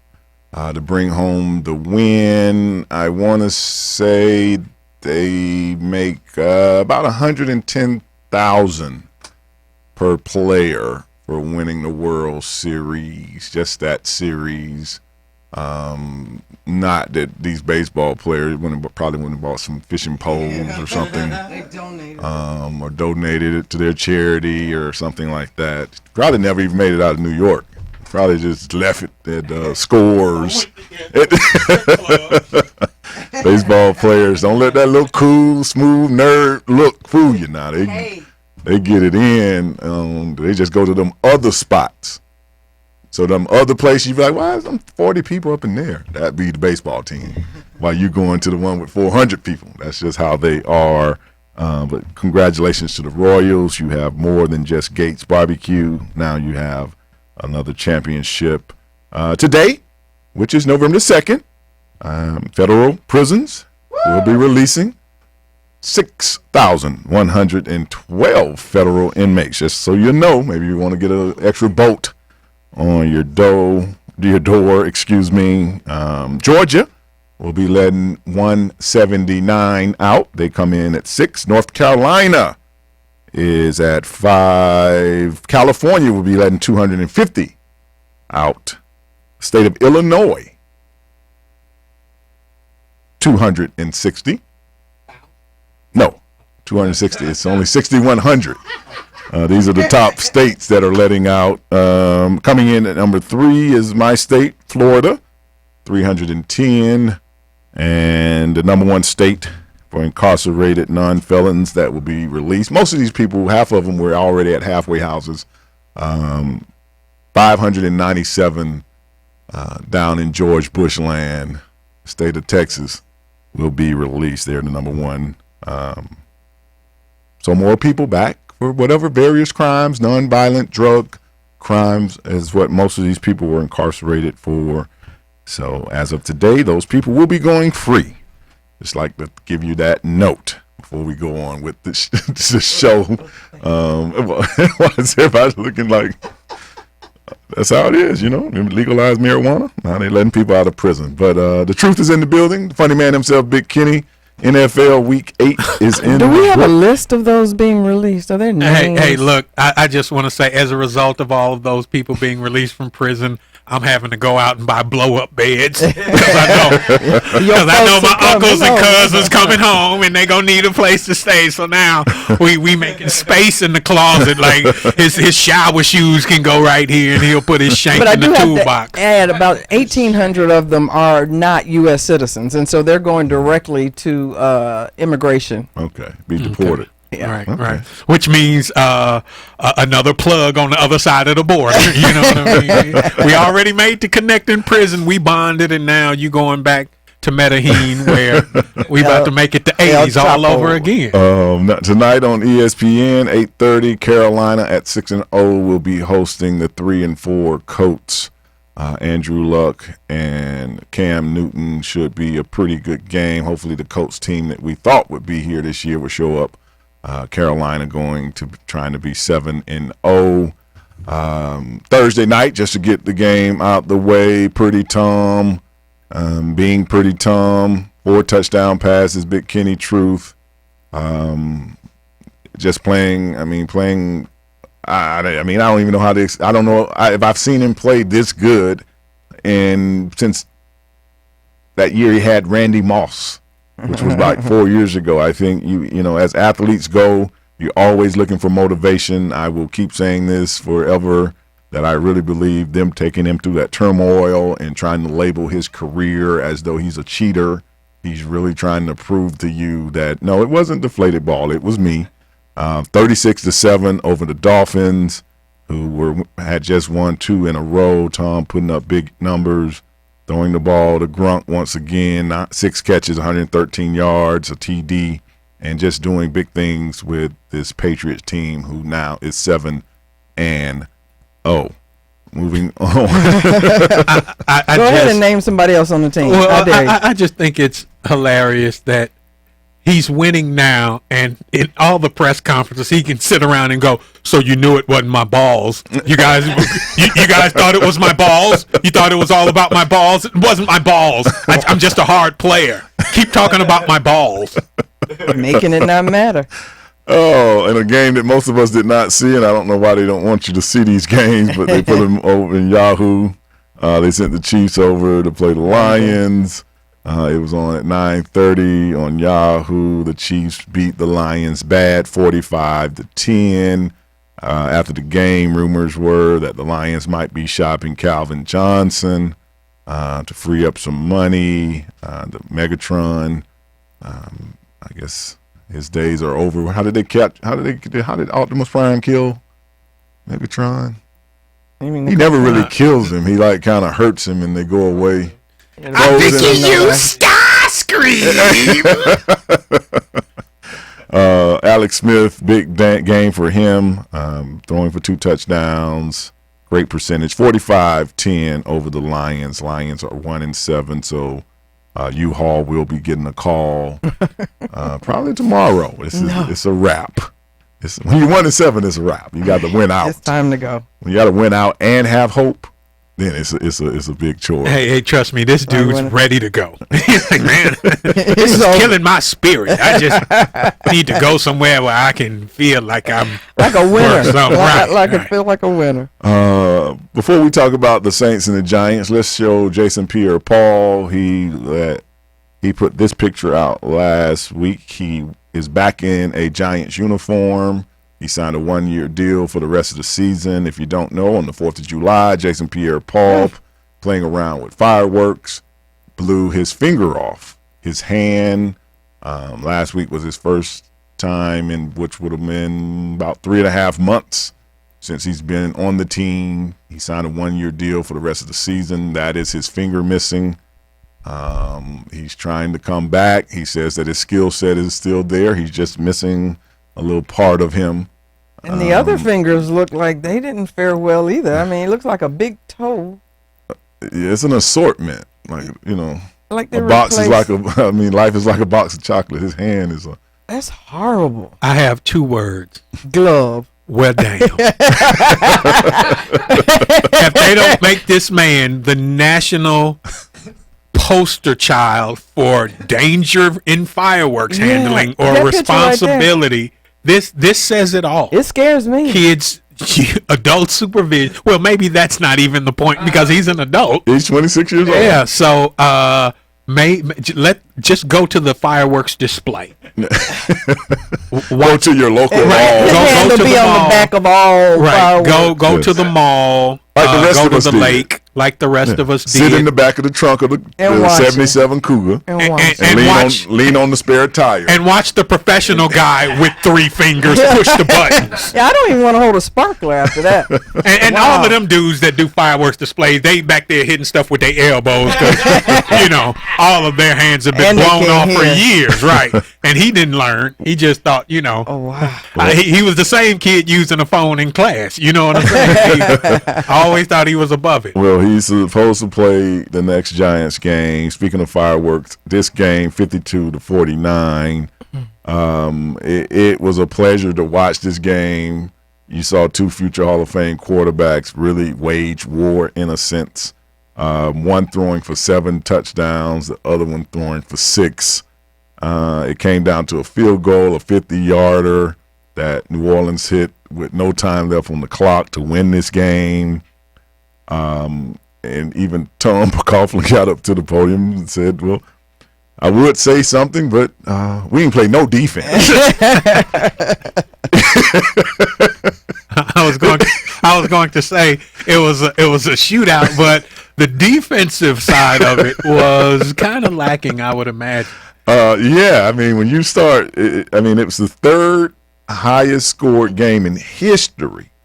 There's only 2 other games in the history of the NFL that had 103 points in it. And Drew Brees broke a record. He broke a record.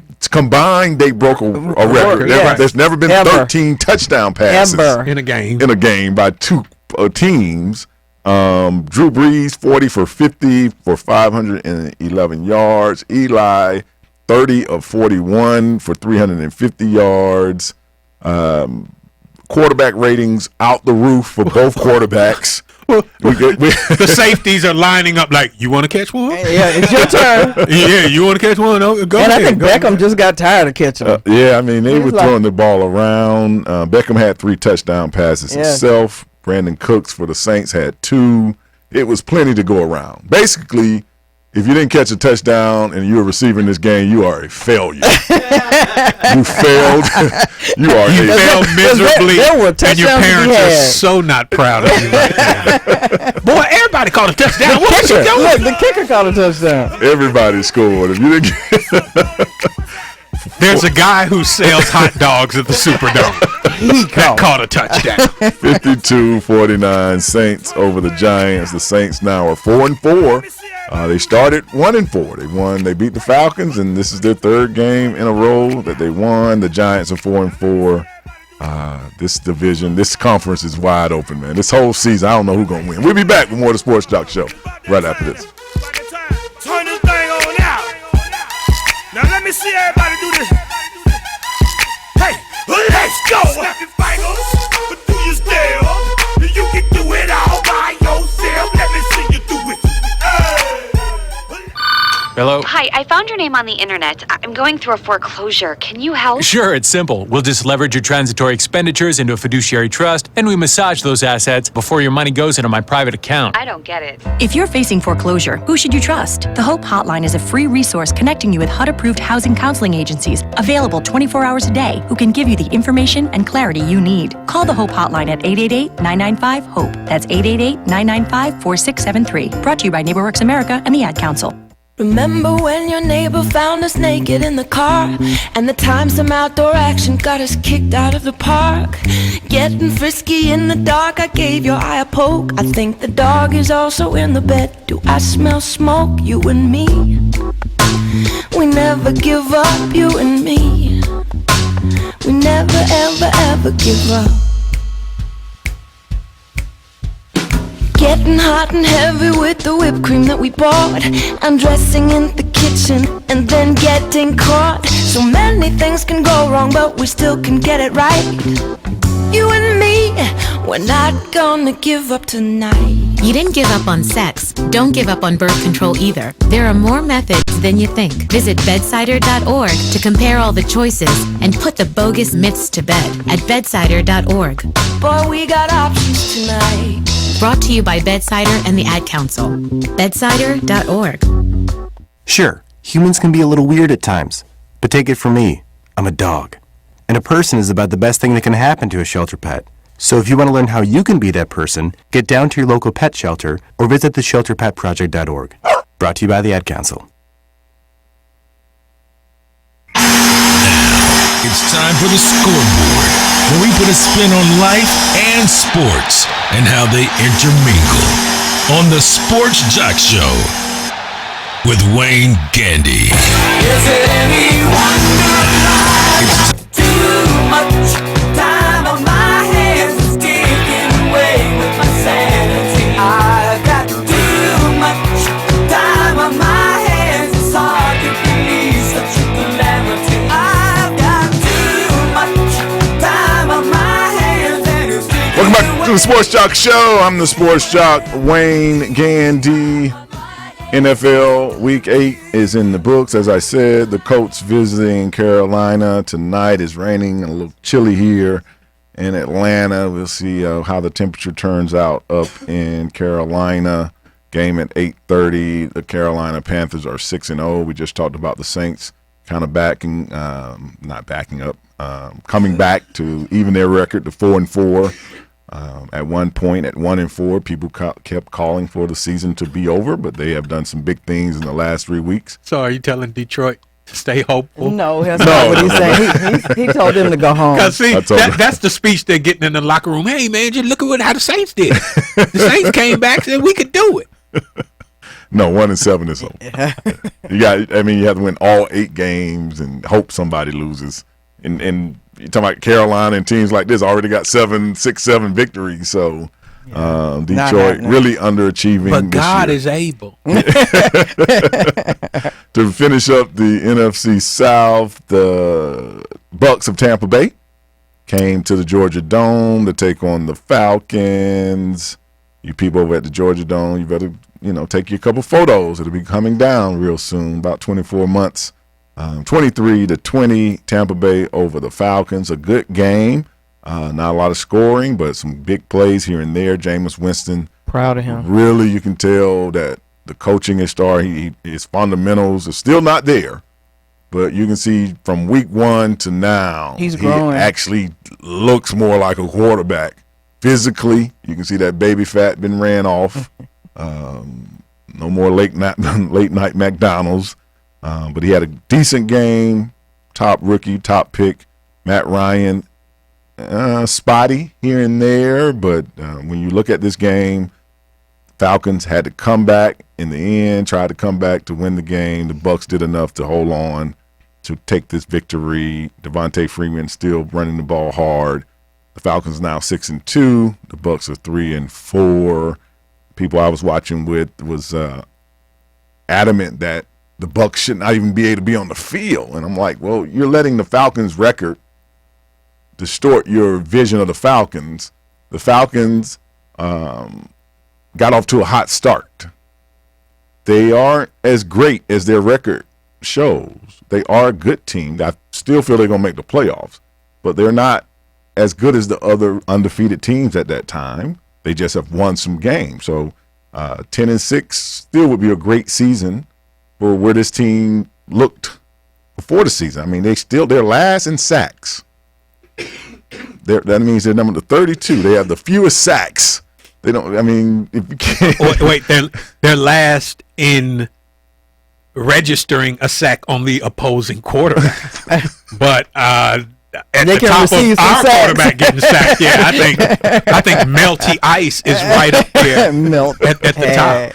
Yeah, he stays getting hit and harassed, and you're right. And so he's earning. Maybe I should add in, we're not just last in sacks. We give up a lot of sacks and a lot of quarterback hits.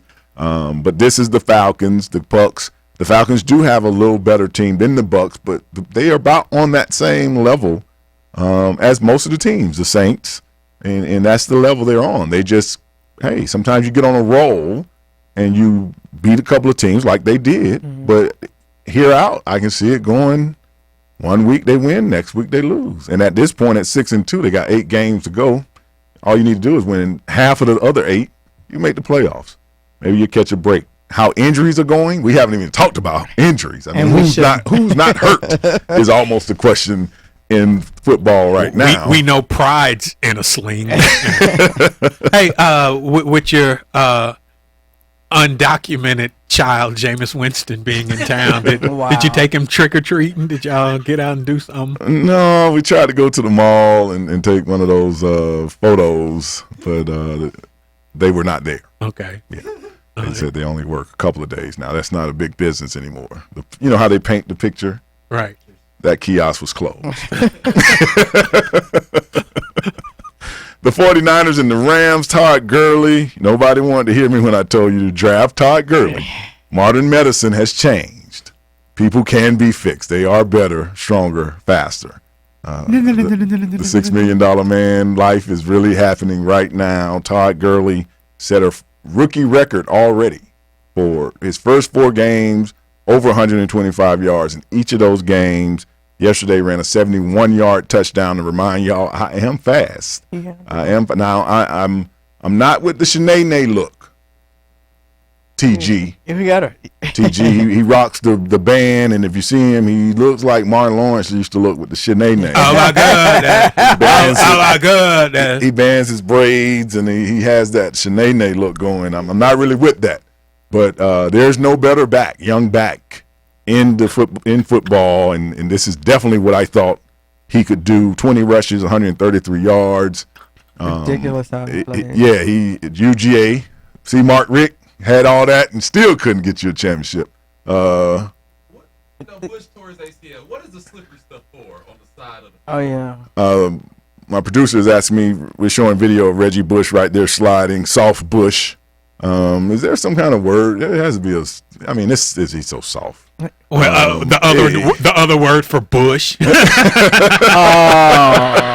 That's pretty much what he is. But this is all we have seen really of Reggie Bush, I would say, for the last 5 years. Injuries. We probably show more plays of him being injured than we show of him actually excelling on the football He's just field. Delicate. The Rams 27, the 49ers 6. Big Kenny, Truth. Is it time? Here's Gurley right here. Break. Look at that. Can we get another look at that Gurley run? He cuts and bam. And let's ride. Let's ride out. Kicks now. in the overdrive. He's look at him outdistancing this dude that's chasing him. The dude just gave up the chase. And then he does the neon. Watch 35 give up the chase here, Big Kenny. I'm gonna get him. I just got to make it look like I want to get him now. That is Todd Gurley. What do you think the career is like for the guy who had a chance to draft him and he was like, he'll never pan out? He's probably looking for a job now. Yes, he's probably working on somebody's political campaign because he skipped over him. I felt like Todd Gurley was the best player in football, college football last year. And he's proven that to be true on NFL. And if you haven't watched Adrian Peterson and different guys, Frank Gore, even people like Willie McGahee, these guys left college with 2 or 3 knee surgeries and went on to have 10, 12-year careers and really flourish. That old 18-inch scar wrapped in a cast thing does not exist anymore. People have to point out their ACL surgery. Yeah, right there. See that scar right there? No, not that one. I tore that on the That fence. was a mosquito bite. Because the surgeon is in a room separate from where the surgery is happening, like robotics. typing stuff in, and it's like coordinates accepted, and then the next thing you know, you hear it is finished, and he jumps up and goes, "Yeah, I think I could run again." And he does. He comes right on the field and runs. In the spirit of Halloween, the Rams punter dressed up as Stone Cold Steve Austin. Let's see how good of a display did he do. What you think, Big Kenny Truth? If you're watching the Sports Joc page. That's Stone Cold. Yeah. That's Stone Cold right there. Did he shave his head, or he just put a vest on? I mean, I'm not. Maybe he shaved his Well, head. that's probably his vest though. Yeah. He probably had to go buy that belt, but the rest of that, I'm going to say he owns. That looks like an arts and craft. Yes, because punters and kickers, they're weird like that. You know, they are real sunflower seed guy, flower power. No. I'm talking about where they grow their own sunflower seeds. The type of dude that'll shave his head for a costume. Yeah, they are on some other. Earthy. Yeah, they be reading the romance novels. Man, what are you reading in here on your spare time? What is going on? Why are you so weird? And that's just them. They call it avant-garde. It helps with the focus. But that is Halloween. We're going to show other people as this show goes on. And running backs grow their own stuff too. Costume. And before we go to break, Baltimore beating up on the Chargers. The Chargers, I still don't know why nobody ever asked when is Phillip Rivers going to win a championship. The Chargers are 2-6. The Ravens are now 2-6. Ray Lewis. It's a Ray Lewis impersonation? Yeah. Okay, we got an impersonation of Ray Lewis, trick or treat with effort. Let's see this impersonation. You got to trick or treat with effort. Because you want that candy and they ain't trying to give it to you. You need to go out there, you need to ring on that doorbell, you need to get that candy. If they don't give it to you, you need to smack them in the mouth. And at the end of the day, you're going to eat that candy. And you're going to say, Mama, guess what? I trick or treat with effort. That was good. That was good. Mama, guess what? Very representative. That is Ray Lewis. If you don't know him, I'm telling you. First time about 18 years ago I called Ray Lewis. He had like a 2-minute Pastor Fire and Brimstone message, and then it just goes to a beat. But it is just like that. So even when Big Kenny is doing it, that is him. He actually talks that way when he talks, not just in speeches. We're gonna go to break. We come back, finish up with the NFL and much more in this show. The Sports Joc Show is now on YouTube's new live streaming. Visit us at thesportsjoc.com or watch us distinctly from the youtube.com. Search for the Sports Joc. Wayne Gandy.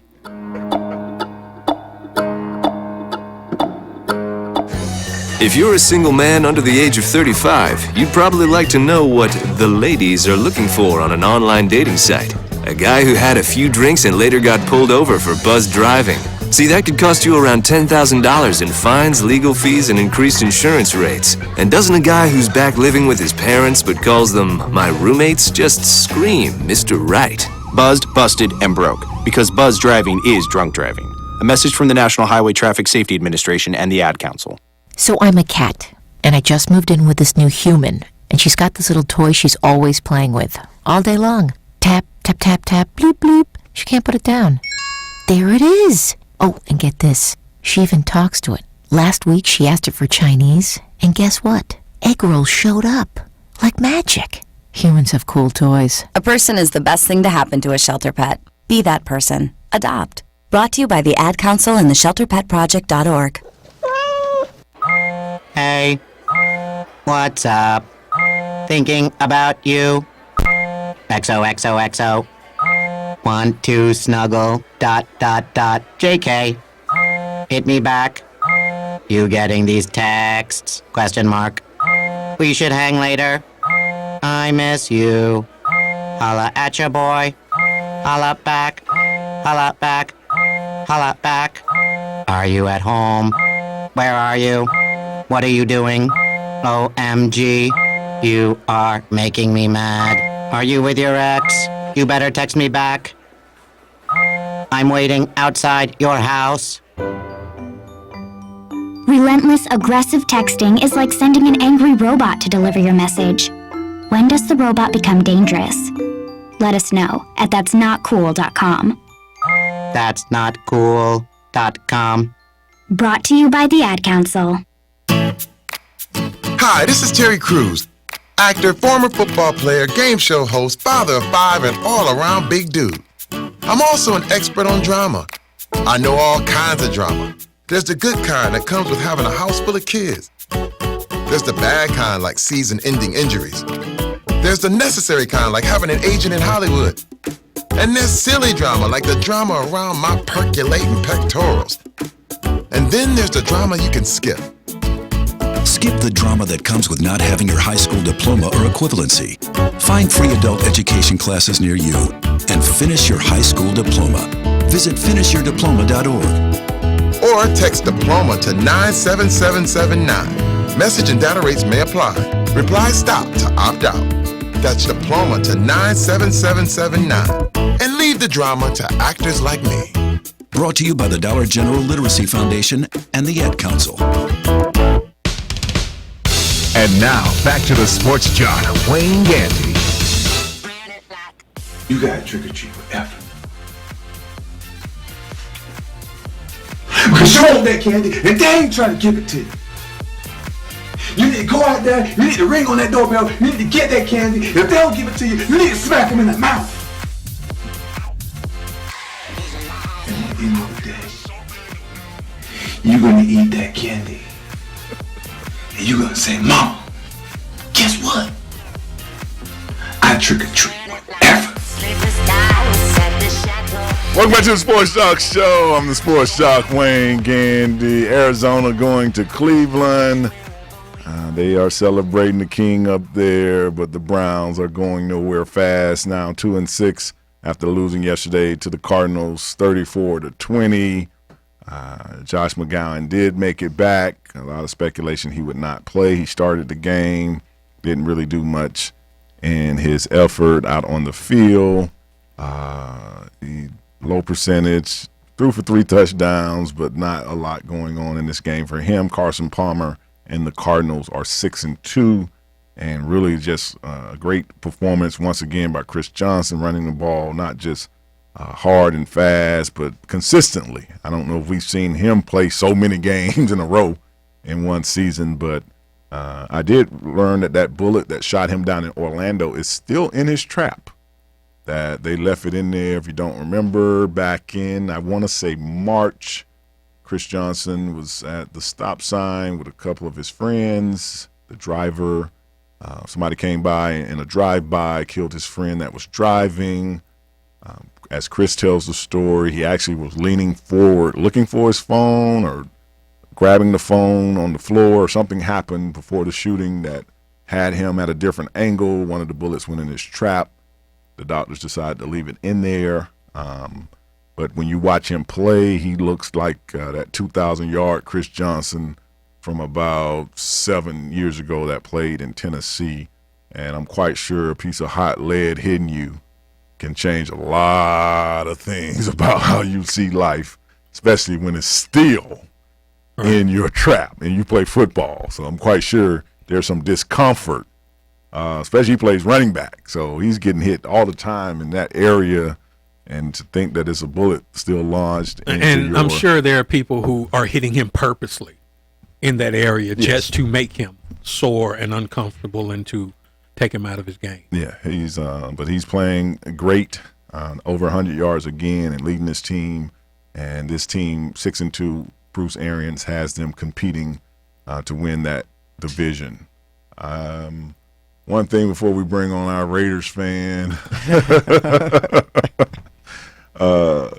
Lockett for the video. Ricardo Lockett got hit in this Cowboys game.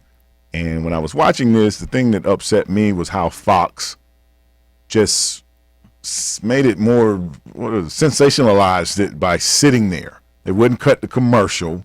They're showing it as though this is what is hurting the game. You're trying to take something which was a legal hit. There was nothing illegal about this hit. And there's a saying in football, go to sleep.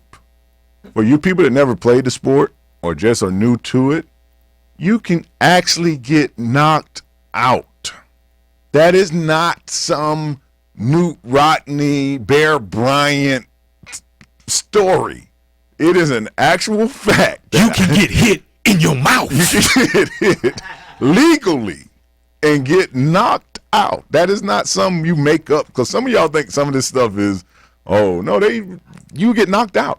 Ernie Conwell, when I played with the Rams, got caught coming across the middle. He was a tight end. Ernie went to sleep. By the time we ran up there to help him off the ground, he was just like Lockett, laying on the ground, sleep. And we had to shake him. Ernie, get up. It's that kind of impact. Some of those hits are jarring, just like being in a car accident. Yeah. I don't know why y'all think it's not. It is one of those jarring. And this was a legal hit. I know everybody went to pushing and shoving. But there was nothing illegal. This guy, Lockett, actually saw the man about to hit him. And lowered his head. And lowered right there, if you show once again. Number 38, he comes off the block of one guy and hits him. He didn't come off his feet. He didn't fall on him. He didn't stand over and point at him. It was just illegal. And he sleep. And to show you he is literally asleep. He ain't down there like, I'm hurt. He is asleep. Now, he's in rapid eye movement dream right now. And to show you how compassionate my wife is, she goes, hey, legal hit. It's football. Get over it. That's exactly right. And that's the textbook. It is a textbook hit. He didn't, it wasn't a showboat hit. He hit the guy. He went to sleep. That's what happens. The only thing, Fox stayed there the whole time. And I'm sitting there like, okay, producer, go to commercial. And stop making it, they want to show the cart coming out and the ambulance unit and everything and unscrewing the face mask. And it's like, why are you trying to scare people? That's the story. It's advertisement. He will be picked up by ambulances of America and taken to Cedars-Sinai, where they have the best in head injury recovery. Visit us on CedarSinai.com. So that was the only thing, but I want to let everybody know that is a legal hit, and I know some of you don't realize it. You can get knocked out, and we just go to sleep, and that's what happens in that. It's not just in boxing. That's how your body feel the next day anyway. Like you was in a car accident without your seatbelt on. That's the feeling that you have. But the Raiders hosting the Jets. Jets. Yesterday, 34 for the Raiders, 20 for the Jets. The Jets are 4-3. The Raiders are 4-3 as well. I think the Raiders needed this win to kind of legitimize that they are better than what some of us thought. Because in their 3 wins previous to this, I think everybody was kind of like, you won, but it really wasn't against what we consider a top opponent. In this defense, Derek Carr did a great job throwing the ball, 333 yards, 4 touchdowns. The best thing they have done with this young player is they went out and got Amari Cooper and Michael Crabtree. I have always said when you have a young quarterback, you want to surround him with veteran people to receive, because he doesn't need to be trying to learn how to motivate and manage. He just needs to figure out how to play. And then as he gets older, you can go get him some kids that he can curse at and yell and push them around. But one of the best things about that is going to get Cooper and those guys so he can grow with. Ryan Fitzpatrick did get hurt in this game right there on that play. If you're watching the Sports Joc page, he went out, and everybody in my house, was about 10 people, when Geno Smith grabbed his helmet to do this right here.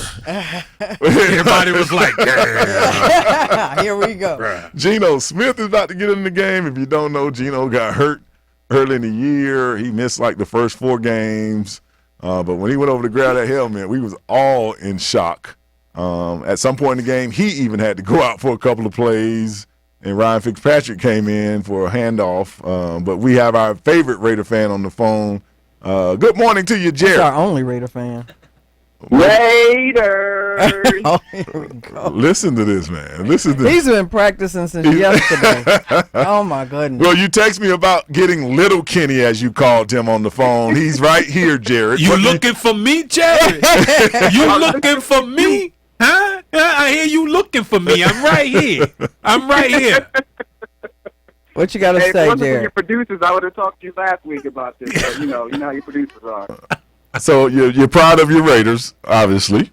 I'm happy about the win. Like I said, I'm feeling good stuff this year. I haven't had this feeling since 2002, so, it's kind of strange. Wasn't that the same year you got Crab?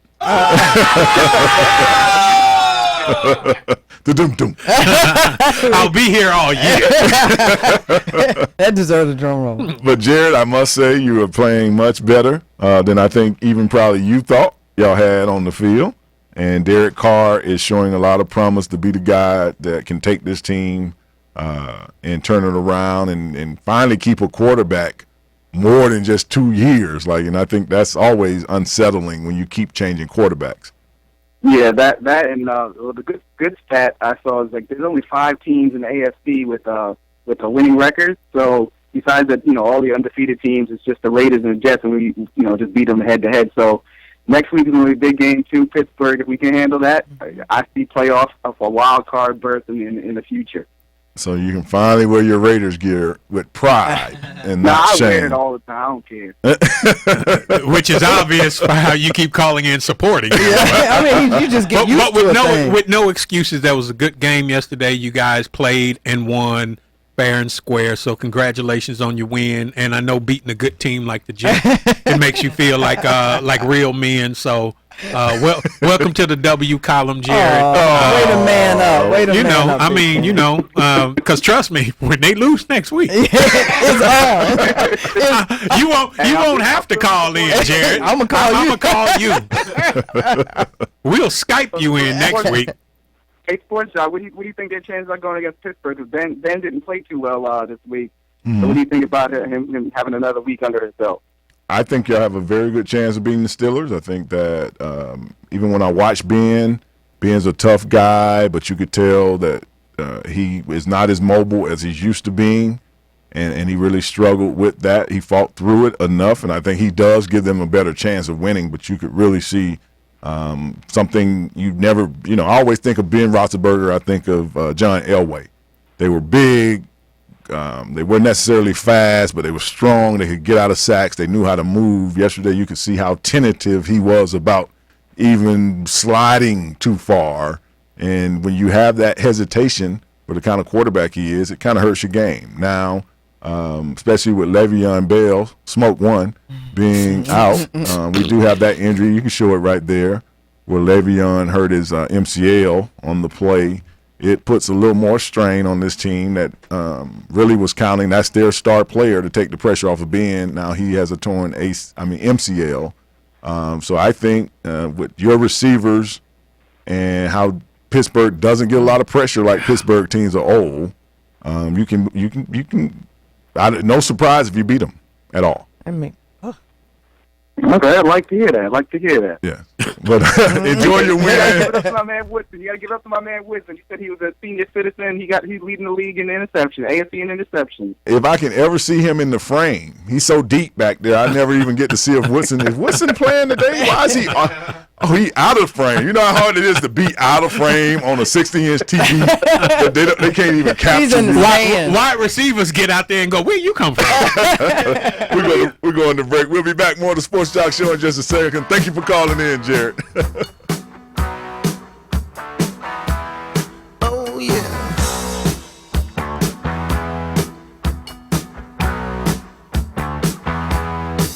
I'm in love with the other woman. My life was fine till she blew my mind. Oh, shucks. I'm just the average guy. I fool around a little on the side. Never thought it would amount to much.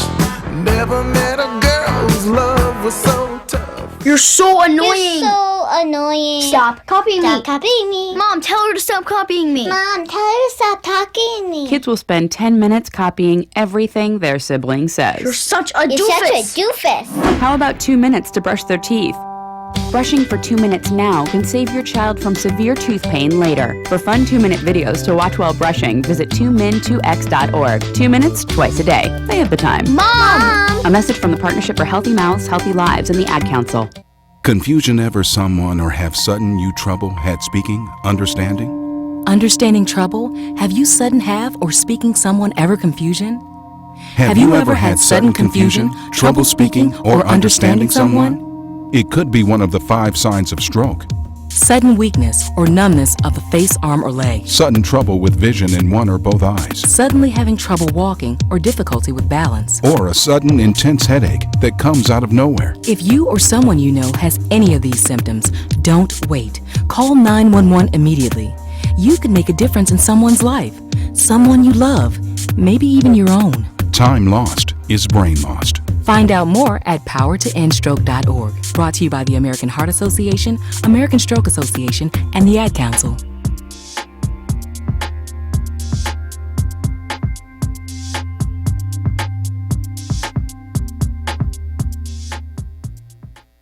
You must be Your fairy godmother? Cinderella's dream comes true because the glass slipper fits. It fits. In our world, the right fit can be just as important, especially when it comes to car seats. Always choose a car seat that's the right fit for your child's age and size to make sure your little pumpkin gets there safely every time. Hop in, dear.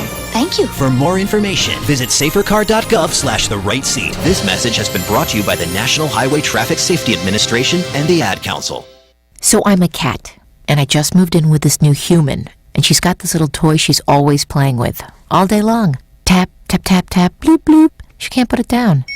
There it is. Oh, and get this. She even talks to it. Last week, she asked it for Chinese, and guess what? Egg rolls showed up.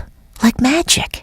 Humans have cool toys. A person is the best thing to happen to a shelter pet. Be that person. Adopt. Brought to you by the Ad Council and the ShelterPetProject.org.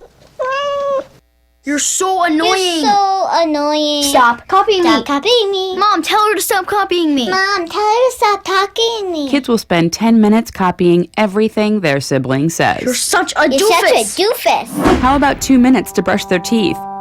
Brushing for 2 minutes now can save your child from severe tooth pain later. For fun 2-minute videos to watch while brushing, visit 2min2x.org. 2 minutes, twice a day. They have the time. Mom! A message from the Partnership for Healthy Mouths, Healthy Lives, and the Ad Council.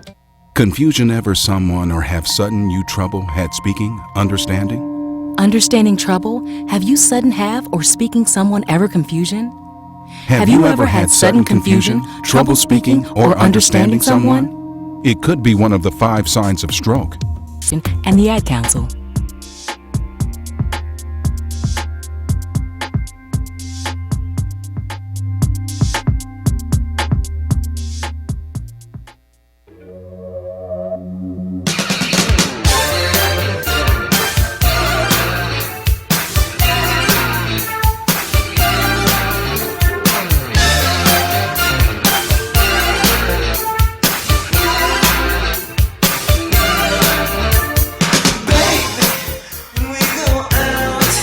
Welcome back to the Sports Joc Show. I'm the Sports Joc, Wayne Gandy. As we went to break, we showed you the injury of Le'Veon Bell. We don't need to show you that again. He tore his MCL yesterday.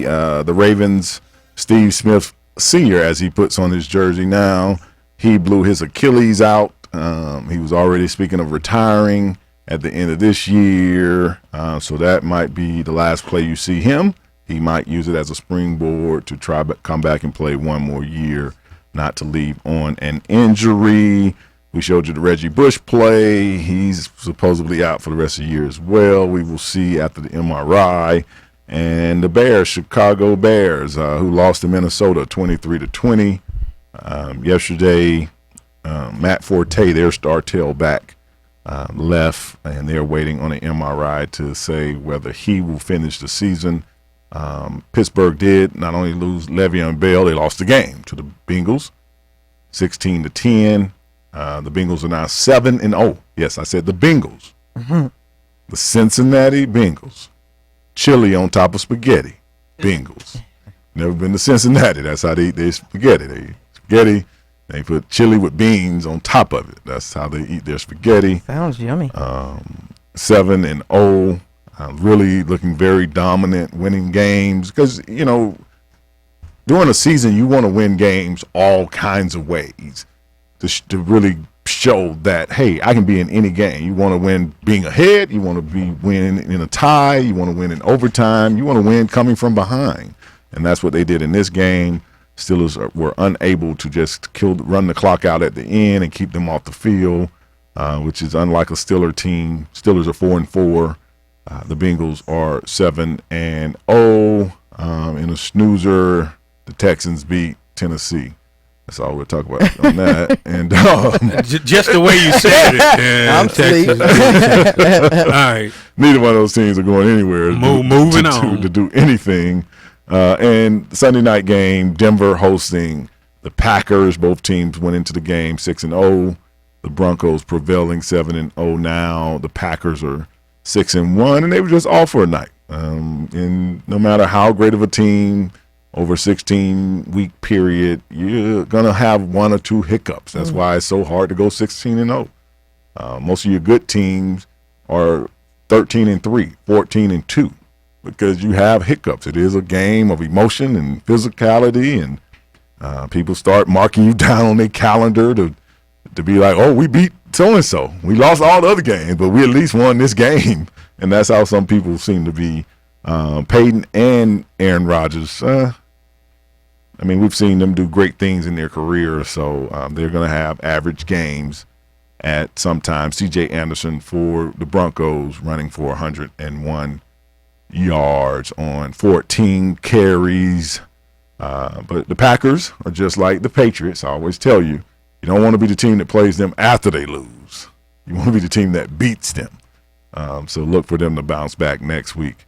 And I think that is all of our teams. I don't think we missed anybody. One of the biggest stories of the week in the NFL was Washington Redskins wide receiver Pierre Garçon, a gentleman that we have had on the show last year. He is suing FanDuel for infringement rights on his name. This has been tried before, but he can't sue DraftKings because the NFL actually has a deal with DraftKings. He's trying to sue FanDuel. His only problem, Big Kenny and True, is that you don't have licensing for your stats. So even though they show him on a stat with other players, they're not promoting you as though they're licensed by you. They're just showing you Pierre Garçon had 18 catches for X amount of yards. That will be the hang up that he has going forward. He can't sue, like I said, he can't sue DraftKings. DraftKings, first and foremost, is owned by Jerry Jones, and he owns a small percentage. Robert Kraft owns a small percentage, so they're going to check, cross their T's. No conflict and dot of interest there. And we were talking about the conflict of interest of owners being part of a gambling site. Well, just those two, Kraft and Jerry Jones. They were sitting in a room with Tony Whispers. Look it, we're gonna make it where we're gonna do a deal with the NFL thing here, and we're gonna do the gambling. That's all right with you, Goodell. Hey, anything you guys want, anything you Very mafia-like. You guys are gonna finance it, and that's cool, right? Yeah, it's very cool, sir. and it goes through. And so we'll see how this case. It's a honorable effort in a sense for you to try, but I don't know. Gallant effort for you to try, but I don't know if you're going to actually succeed, Pierre Garçon. Jim Brown will get his championship ring back. Someone stole it 50 years ago. It was found in a New York pawn shop. Jim Brown had to sue the pawn shop to get his ring back and prove that he did file that it was stolen some kind of way. 50 years later, it ended up in a New York pawn shop. I don't know. I don't know how long Jim was looking for. He probably went in there with that African knitted cap he always wears. Back when they used to knit stuff. You ever had a family member knit you stuff? Like they always want to knit you that yarn, and they sit there like that. And the plant holder. I had a family member like that, but we moved and didn't tell them our forwarding address. So the we don't talk to them anymore. The prosecutor down in Miami has changed the charges against Dolphins cornerback Brett Grimes' wife. If you don't remember, his wife Miko Grimes embarrassing him before a game down in Miami about 4 weeks ago. They have dropped the charges down to resisting an officer without violence and disorderly conduct. It was officer with violence. So somewhere that little word, I guess, means a couple of days or something. Without, with, that was the change in this case. So as we know, she is guilty. We saw it on tape. She was guilty of disturbing the peace. And William Gay of the Steelers has been asking the NFL, kind of like his teammate Cameron Haywood, who did the black line of Ironhead, he got fined 3 weeks in a row. William Gay last week, not yesterday, got fined for wearing purple cleats in a game against Kansas City. They fined him $5,700, for wearing those purple cleats. He is asking them to give the money to domestic violence. That is his charity. I think, as I have said, the one thing I didn't like about the fine system in the NFL is that I felt like any player that got fined should have the ability not to send it to their charity or their foundation, but to the charity in which it affects his life. His stepfather killed his mother when he was 7 years old in a domestic violence situation. He wants the money to go that way. I hope more players make noise about this, because I do believe, hey, I should get a choice to whether it's cancer, whether it's domestic violence. I don't think it should be the owners who get to dictate where my fine money goes. I think that long as it's going to a legitimate charity like domestic violence, that's what affected his life. Makes sense. You want to give it to breast cancer? That ain't affect my life. This is what affected my life. That doesn't knock breast cancer. It's just this didn't play a role in my life yet. So I want to do something or help something out in that situation. Like Cameron Haywood was saying, his dad died of brain cancer. You talking about breast cancer. That's not the cancer that killed my dad. That affects me personally. Right. So I want to donate to drug intervention. What is that? AA? What is NA? I mean, I ain't never been. I'm just I don't know what they call the meetings. I'm just saying I want to help somebody else, before it's too late for them. Oh man. And yesterday in that Atlanta game, number 58, if you saw him, he made plenty of plays. He had a fumble recovery, had a sack. I think he had an interception. Number 58, rookie linebacker Quan Alexander.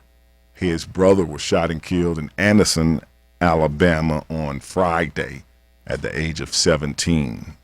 Quan is a rookie with the Bucs. His brother Broderick Taylor shot down in Anderson, Alabama. But his brother, the game yesterday, you could see he was moving a little different to the point I didn't even know who was on the team. And then I was like, man, 58 made another play. He was playing that kind of way with a heavy heart. Brother shot down in Anderson, Alabama. Before we go, producer who is a big political guy that never has voted, but he's big on the political scene. You have those kind of people. He is a Republican, and he wanted us to show his Republican debate about fantasy football, because that's the only way he will ever learn about fantasy football or sports or sports in general. If Donald Trump or girls. So as we go to break, let's play the clip. We'll award billions of dollars in prize money this year, but to play, you have to assess your odds, put money at risk, wait for an outcome that's out of your control. Isn't that the definition of gambling, and should the federal government treat it as such? Well, first of all, I'm 7-0 in my fantasy football league. I had a feeling you were going to brag about that. Gronkowski is still going strong. I have Ryan Tannehill, Marco, as my quarterback. He was 18 for 19 last week. So I'm doing great, but we're not gambling. And I think this has become something that needs to be looked at in terms of regulation. Effectively, it's day trading without any regulation at all. And when you have insider information, which apparently has been the case, where people use that information, use big data to try to take advantage of it, there has to be some regulation. If they can't regulate themselves, then the NFL needs to look at this, moving away from them a little bit, and there should be some regulation.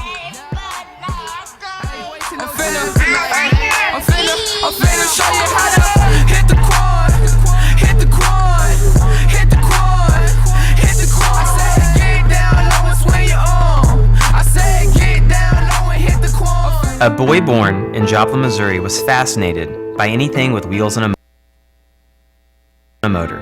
The odds of him going on to fascinate millions with his talent, 1 in 260,000. The odds of him having 15 career NASCAR victories, 1 in 1.7 million. The odds of a child being diagnosed with autism, 1 in 68. I'm Jamie McMurray, and my niece has autism. Learn more at autismspeaks.org/signs. Brought to you by Autism Speaks and the Ad Council. If you're a single man under the age of 35, you'd probably like to know what the ladies are looking for on an online dating site. A guy who had a few drinks and later got pulled over for buzzed driving. See, that could cost you around $10,000 in fines, legal fees, and increased insurance rates. And doesn't a guy who's back living with his parents but calls them my roommates just scream Mr. Right? Buzzed, busted, and broke. Because buzzed driving is drunk driving. A message from the National Highway Traffic Safety Administration and the Ad Council. You must be your fairy godmother. Cinderella's dream comes true because the glass slipper fits. It fits. In our world, the right fit can be just as important, especially when it comes to car seats. Always choose a car seat that's the right fit for your child's age and size to make sure your little pumpkin gets there safely every time. Hop in, dear. Thank you. For more information, visit safercar.gov/the-right-seat. This message has been brought to you by the National Highway Traffic Safety Administration and the Ad Council. Go, Caleb! Come on, hit a homer, Jesse! Let's go, guys! Hey, did you guys know that kids who play sports earn more money when they grow up? Of course. I knew that. Hey, did you guys know that kids who read books have a bigger vocabulary? Oh, yeah, absolutely. Mm-hmm. Wow, jinx. Did you guys know that friendly children have more friends? Mm-hmm. Oh, yeah, yeah. That's true, I knew that. Did you guys know that winter babies are better at music? Everyone knows that. Oh, yeah? Yeah, it's pretty obvious. Yeah, so yeah. obvious. Oh, hey, guys, did you know that most people think they're using the right car seat for their kid, but they're not? Huh. Didn't know that. I'm pretty sure I knew that. I'm pretty sure you didn't. Parents who really know it all know for sure that their child is in the right car seat at the right age and size. Visit safercar.gov/the right seat to make sure your child is protected. Brought to you by the National Highway Traffic Safety Administration and the Ad Council. Hi, I'm Matt Kenseth. You don't have to be a race car driver to know that life can be full of drama. Some of it you can't control, like mechanical issues, high winds, and rain delays. But there's some drama you can skip. Skip the drama that comes with not having your high school diploma or equivalency. Find free adult education classes near you and finish your diploma. Visit finishyourdiploma.org. That's finishyourdiploma.org. You just need to take that first step and find free classes near you, and leave the drama for the racetrack. Brought to you by the Dollar General Literacy Foundation and the Ad Council. Enough is enough! I have had it! Why so serious? And we hold the world ransom for... Wayne Gandy. Excuse me while I whip this out. Show me. Broadcasting live from the Armada FM studios in Atlanta, Georgia. This is the Sports Joc Show with Wayne Gandy. You may build me up, yeah, can you build me up, yeah? You won't break me down, I've come too far, yeah, I've come too far, yeah. So just throw in the towel, it's a new day, I'ma do it, yeah, I'm gonna go all the way. You may build me up. Welcome back to the Sports Joc Show. I'm the Sports Joc Wayne Gandy. I'm sitting here with the funny man Big Kenny and the truth Miss Renee Jemison. Great show, moving fast, almost done. We will be here until noon, and we're here live every Monday from 9 to noon. We have covered the NFL thoroughly. We talked earlier to Marcus Dixon about the issue up at Spring Valley High School. A lot of varied opinions on that. We have reached the birthdays entertainment part of our show. Birthdays real quick before I bring my co-host back on. Vanilla Ice, baby. Ice, baby. Ice, baby. Ice, baby. 48 years old. Head coach Eric Spoelstra of the Heat, 45. Marcus Mariota. There you go. Marcus Mariota, 22. Kelly Osborne, 31. Lou Williams now with the Lakers, 29. Evan Turner, 27. Andrew Bynum. Y'all remember Andrew Bynum, 28 years old. Brady Quinn. Y'all remember Brady Quinn? 31 years old. Nick Saban, the head coach of the Crimson Tide, 64. Willow Smith, the ripe age of 15. He got like a 40-year-old boyfriend or something like that. Willow Smith. Andy Dalton of the Bengals, 28. Miguel Cotto of the Boxer, 35. Tracy Ellis Ross, Blackish, 43 years old. Coco Crisp, yeah, that's his name. The baseball player, Coco Crisp, 36 years old. Marcus Lattimore, former running back for the South Carolina Gamecocks, 24. Cheryl Underwood, the comedian, 52. Jenny McCarthy, the first Playboy centerfold to parlay into fame. Wouldn't she be the first one, or was it the other Baywatch girl, Pamela Anderson? Pamela Anderson. Okay, both of them used their blonde hair and their big to go big time. Just saying. Bruce, Caitlin, Jenner, 66 years old. Gabrielle Union, 43. Julia Roberts, 48. Nia Long, 45. Lyle Lovett, who was married to Julia Roberts, 58. Dan Rather, 84. Gavin Rosedale. It's Gavin Rosedale. Yeah, he was married to Gwen Stefani, right? He's suing her for some money in the divorce. Oh, it looks like he got tired of it, but 50 years old. And Gary Player, the golfer, 80, who was in an article last week saying that he has twice as much sex as you would think an 80-year-old would have. That's what Gary Player. Which is 2 times in a year. You know they get it in the nursing Gary home. Player, the golfer, and the richest man in our country And if you don't know who that is, he turned 60. I'm not going to say his name. Google. See what comes up. Come on. The weather's got everybody's internet down. Go on and tell them does what it? it is. Yeah. William Gates? Anybody ever heard Are of you William? calling William? When you got that When you when you know him personally, yeah, they call him William. Okay. Yeah. Everybody else calls him Bill Gates because that's what poor people do. They shorten names to spite you. Bill Gates, the big 6-0. What do y'all think he did for that 6-0? Anything he wanted to. Bought a new Prius. What do y'all think? Bought the Philippines. I'm gonna go shopping. Give me Malaysia, the Philippines, and Indonesia. I'll just take those 3. They're real smart there. I can use that as a resource. Went to see the movie Steve Jobs. Speaking of filthy rich people, Steve Jobs, who's passed away. I get a movie B-. It was kind of told from the standpoint of somebody I don't really actually know, because they started in 84 and then they jumped to 88, then they jumped to 92. But even when they got to 92, they made no reference that Bill Gates was actually married in 91 and had fathered a child, but they kept just only focusing on the one child that was from the high school sweetheart. I read the book, so I had already known what this. I'm like, well, when are y'all why do you keep making it like he's still single and doesn't know how to love? But he had found marriage and had another child, and he had 3 children with his wife before he passed. And in the movie, they just kept focusing on when he would give his speeches to when the changes kept happening. So the speech before he got fired from the job at first, and then when he went to the other company next, and then when they brought him back, and it was just too many gaps. Only thing that made it was the acting. It was some great acting. And Sports Joc, Yes. when you're Steve Jobs, you don't find love. Love finds you.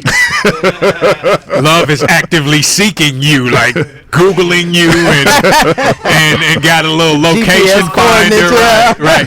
Researching. Oh, he likes purple. Okay, I'll put on a purple dress, and love finds you, and then gets pregnant by you as quick as it can. Got you. That's what happens when you read the book and watch the movie. Got you. You got to compare, and it doesn't work. Halle Berry is getting a divorce once really? again. She's divorcing Olivier. Is he divorcing her? Olivier. Yeah, one of them guys, Martinez. After 2 years of marriage, they are getting divorced. That's her 3rd divorce. I guess David Justice was right. She keeps her crazy. She keeps her crazy good for about 2 years, and then it just comes out. David Justice told us the truth. Yeah, he did. And Walmart. I said Walmart. They are testing the ability to be able to deliver through using drones. I don't know what I would like drone to me from Walmart. I just hope they ain't slow as the cashiers at Walmart. That crap will be in the air forever. By the time you get that milk, it's expired. The hell is going on here? They got 1,000 deliveries, only 4 drones. I think we putting the cart in front of the horse. Walmart. We gotta retool this whole little system before we start putting drones in the air. Oh, man. I can see it now, drone in the air on the way to your house, and all of a sudden I'm on break. What? Who's manning this drone? I got 10 more minutes before I get on drone duty. Oh man. Walmart and drones and McDonald's thinking of making home delivery. I mean, what is going on? And they got McDonald's in Walmart, so they'll be delivering your Walmart expired produce and your McDonald's at the same time. Here locally over in DeKalb County, some inmates using the view or some kind of, I guess when you go to the jail, your family can see you through a viewer. Well, y'all look up the particulars. I'm not here to tell you every word. Yep. A couple of the inmates were able to, and this is what I'm talking about, the intelligence of these guys.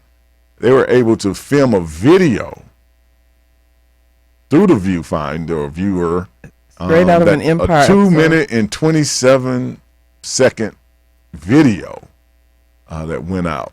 These are actually inmates. This is not Rich Homie Quan and none of those. There could be. You're right. It could have been a weekend visit. Like a rap video? They shot a rap video. So I could have been an electrical engineer because I'm doing videos from in here. So they put it to music. They're taking their shirts off. That's just what you want in jail, to be taking your shirt off. And how did they leak it on YouTube or something? I don't see any honey buns though, Big Kenny. You said there should be honey buns. Oh, dessert has already gone down. Trust me. That's why they all festive right now. Everybody's had something sweet. The DeKalb County Sheriff Correctional Facility is now saying that these inmates, at least, do not have their privileges of using that monitor anymore, and they're investigating the officers that were lacking to have them to be able to spend. It's 2 minutes and 27 seconds unchecked. That's at least 4 people shanked. But we've seen worse. El Chapo built a tunnel 2 miles into a shower of the prison, and nobody was suspicious. He had a motorcycle, a catering truck. There was ventilation. And these people put out a video and were surprised. Have any of you been to jail recently? No. You even know how that works? No, I haven't. Sports Joc. No. Thank you very much. Yeah, it's been a while. Producers have been there, and you. Guys are rapping all the time. If a guard stopped what he's doing every time somebody in the pod stopped rapping. So he's saying that when they go to the viewfinder and they get on the phone, they're just dropping lyrics, dropping beats. They've been practicing. So is this like a Skyping type of thing? And so someone on the other end is recording it, right? Right. And of course, they all have cell phones. Yeah, so. Yeah, that's regular contraband in jail. Please use all that ability once you get out to do something respectable and not. Besides, drop a mixtape. Not gonna happen. I mean, I know you're going for an authentic look, but you don't have to actually go in there to get the authentic rep. We thugging in here. We thugging in here. My mixtape gonna be out shortly after I get out. We're gonna go to break. When we come back, NBA, a great week of basketball last week. Kobe in his 20th year, really showing 20 years of age now. An old man, even though he's still young. That and much more on the Sports Joc Show when we come back.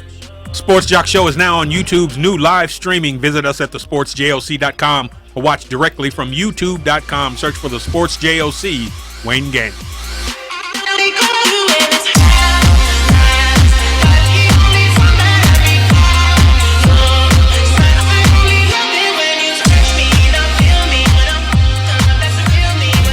If you're a single man under the age of 35, you'd probably like to know what the ladies are looking for on an online dating site. A guy who had a few drinks and later got pulled over for buzzed driving. See, that could cost you around $10,000 in fines, legal fees, and increased insurance rates. And doesn't a guy who's back living with his parents but calls them my roommates just scream Mr. Right? Buzzed, busted, and broke. Because buzz driving is drunk driving. A message from the National Highway Traffic Safety Administration and the Ad Council. You're so annoying. You're so annoying. Stop copying me. Stop copying me. Mom, tell her to stop copying me. Mom, tell her to stop talking to me. Kids will spend 10 minutes copying everything their sibling says. You're such a You're doofus. such a doofus. How about 2 minutes to brush their teeth? Brushing for 2 minutes now can save your child from severe tooth pain later. For fun 2-minute videos to watch while brushing, visit 2min2x.org. 2 minutes, twice a day. They have the time. Mom! A message from the Partnership for Healthy Mouths, Healthy Lives, and the Ad Council. You must be your fairy godmother. Cinderella's dream comes true because the glass slipper fits. It fits. In our world, the right fit can be just as important, especially when it comes to car seats. Always choose a car seat that's the right fit for your child's age and size to make sure your little pumpkin gets there safely every time. Hop in, dear. Thank you. For more information, visit safercar.gov/the right seat. This message has been brought to you by the National Highway Traffic Safety Administration and the Ad Council. Let me try. Okay, just remember what I showed you. Yep. There was a bunny who had one big ear and another big ear. They looped-de-looped, made a bow, and the bunny hopped away. I did it! Oh, good job, kiddo. Now let's tie your other shoe. The smallest moments can have the biggest impact on a child's life. Take time to be a dad today. Learn more at 1-877-4DAD-411 or visit fatherhood.gov. Brought to you by the U.S. Department of Health and Human Services and the Ad Council. Hi, I'm Matt Kenseth. You don't have to be a race car driver to know that life can be full of drama. Some of it you can't control, like mechanical issues, high winds, and rain delays. But there's some drama you can skip. Skip the drama that comes with not having your high school diploma or equivalency. Find free adult education classes near you and finish your diploma. Visit finishyourdiploma.org. That's finishyourdiploma.org. You just need to take that first step and find free classes near you and leave the drama for the racetrack. Brought to you by the Dollar General Literacy Foundation and the Ad Council.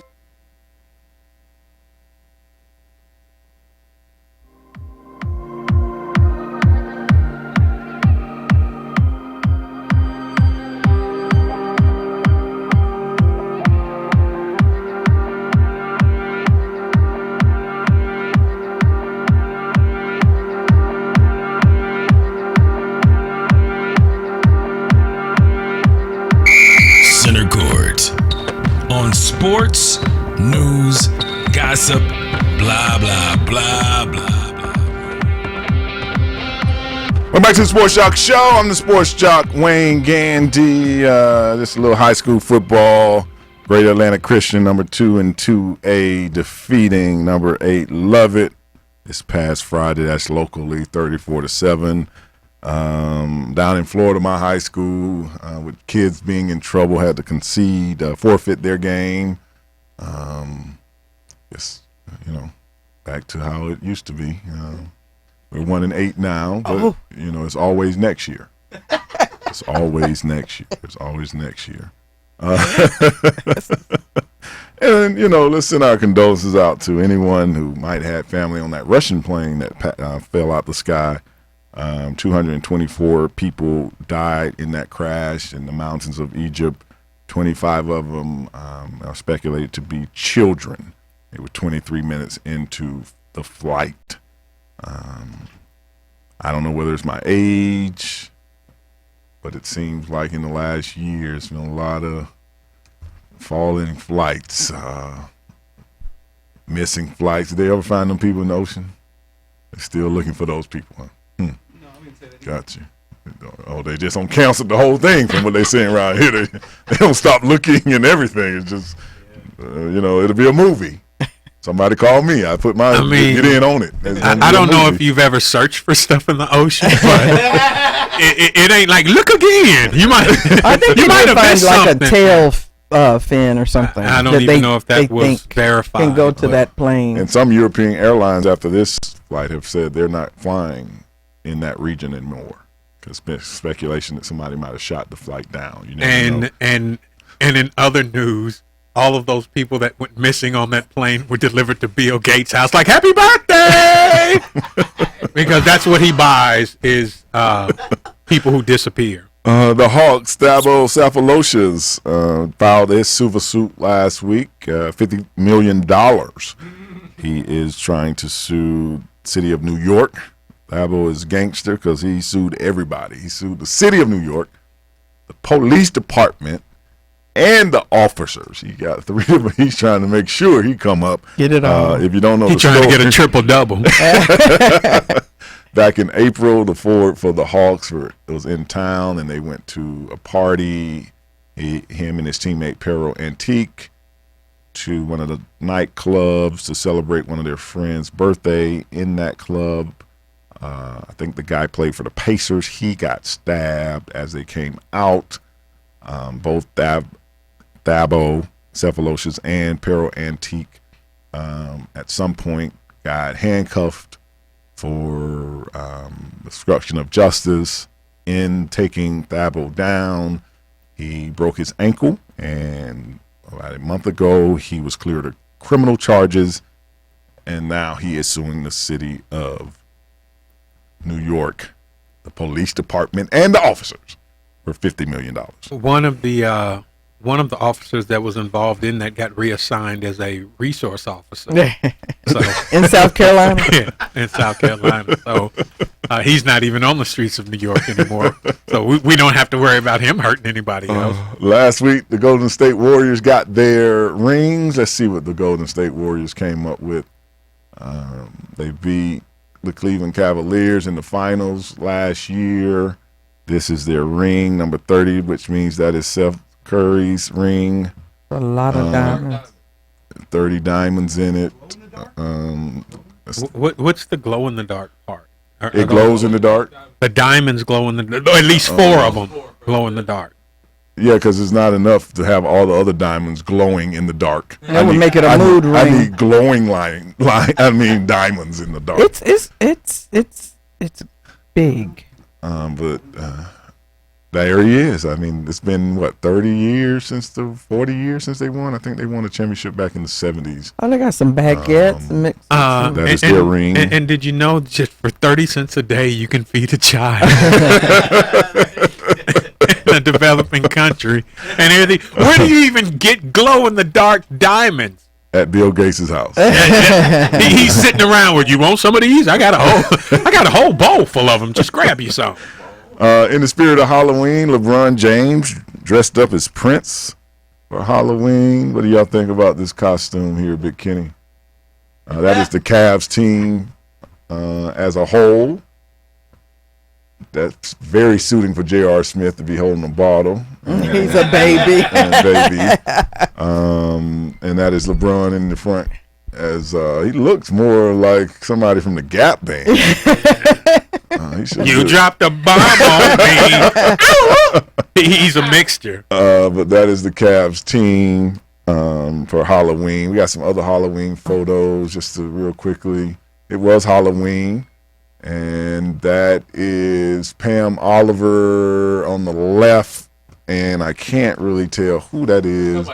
But she looks better than Pam Oliver. Yeah, she did. Yeah, she did her hair. Oh, that's Pam don't do her hair at all. Hey, Pam could still get this work though. I ain't hating on her. Here is some more Cavs players. That is who's that in the pink? Kevin Love as what was the guy name from that movie, the basketball movie? Will Ferrell played the basketball movie. Right. Semi-pro. Semi-pro. Right. That's his character. And I guess who is that to the left? That's Amon Shumpert in the pink. Amon Shumpert and his girlfriend. Dressed as Lil as Bo his Peep. father's worst nightmare. I mean. So that is them. We have a couple of more. I don't know. That's the Body Issue. who is that right there? I don't know who that is. Oh, there you go. Oh, okay. That's LeBron. I guess he is the character of Flo. Progressive insurance lady Flo. Oh. I don't remember having shorts on. Me neither. Which means he was just dying to wear a wig. That's all it was. He couldn't wait. Who is that right there? Lolo Jones as Derrick Rose. That's about how your career went too, Lolo. I was about to say, I know she ain't being critical. That is Rick Carlisle as Jim Carrey. As Rick Carlisle. Not funny. Yeah, coaches don't have no humor, do they? They be so dry. Funny. And it's Thomas DeCoux. He is a black action hero, I guess. I don't know who that is. Named what? He got the Yeezy gear on and Deadpool. Oh, he's supposed to be Deadpool from that didn't sell me Deadpool. What is that? Fanny pack? And who's the other mask? Spider-Gwen. Spider-Gwen. Okay. Is that a fanny pack he got? That's a hat. Oh, okay. I couldn't tell what that was in his front. Boo Day Cool. Not sports related, but Little Kim Davis. Little Kim Davis. Okay. the lady who refused to sign. I got that ill. That ill no. That's what she's got. That ill no, not here. Like yeah. You want to rumble with the B, huh? You might want to rumble with the B, but not the LBGT. That's what it is. And the other thing I wanted to show you, Truth and Big Kenny, was when earlier before the show, I told you about LeBron and his handshakes. Right. LeBron was playing the Heat, and the Heat was up in Cleveland. And sometimes, baseball players, more baseball player than basketball players. Football players is we're too tired for a long handshake. We do a quick little arm bar or something. As LeBron left the game, he went from each player, and they all had their different handshakes. And it was he even went down to people that ain't even playing. I mean, it was... It was like 8 handshakes. He gives one to Kevin Love. They do the backhand. And then this person, they do the head. The white guy didn't remember his line. He's just on the team. Oh, I like that. Was my favorite. What When was it that, goes the up with the moose? hands. I like that. What was that, like the Bullwinkle? So he had all that. His hat on. And then even before the game, before the tip-off, him and D. Wade did their own, I don't know if they called each other or when they was on that banana down in the Bahamas. They had their own thing, and I just thought it's wild. Me and Big Kenny still trying to get out. We fist bump. We like this, man. We got the fist bump. Good morning to you, that Playboy. And we out of there. We trying, do you think they counted like choreographers? And 1 and 2 and 3 and up and slap, slap, slap and Bullwinkle. All right, and now you and elbow lock and 2 and 3 and go and 1 and 2 and head nod 1 2. I forgot, man. Oh, just 2. If you forget it, just 2. And that, I just thought it was like, wow, he has facial recognition to a handshake. He knows what the handshake is for each player. Each player got their own little signature, and Had too much time in the locker room together. Yes, indeed. Putting on ladies' clothes and practicing handshakes. That's what they do all day long. And football players, all they can do is jump in the air and do that to each other. Right. And then Y'all grunt. But LeBron, most football players just get a head nod.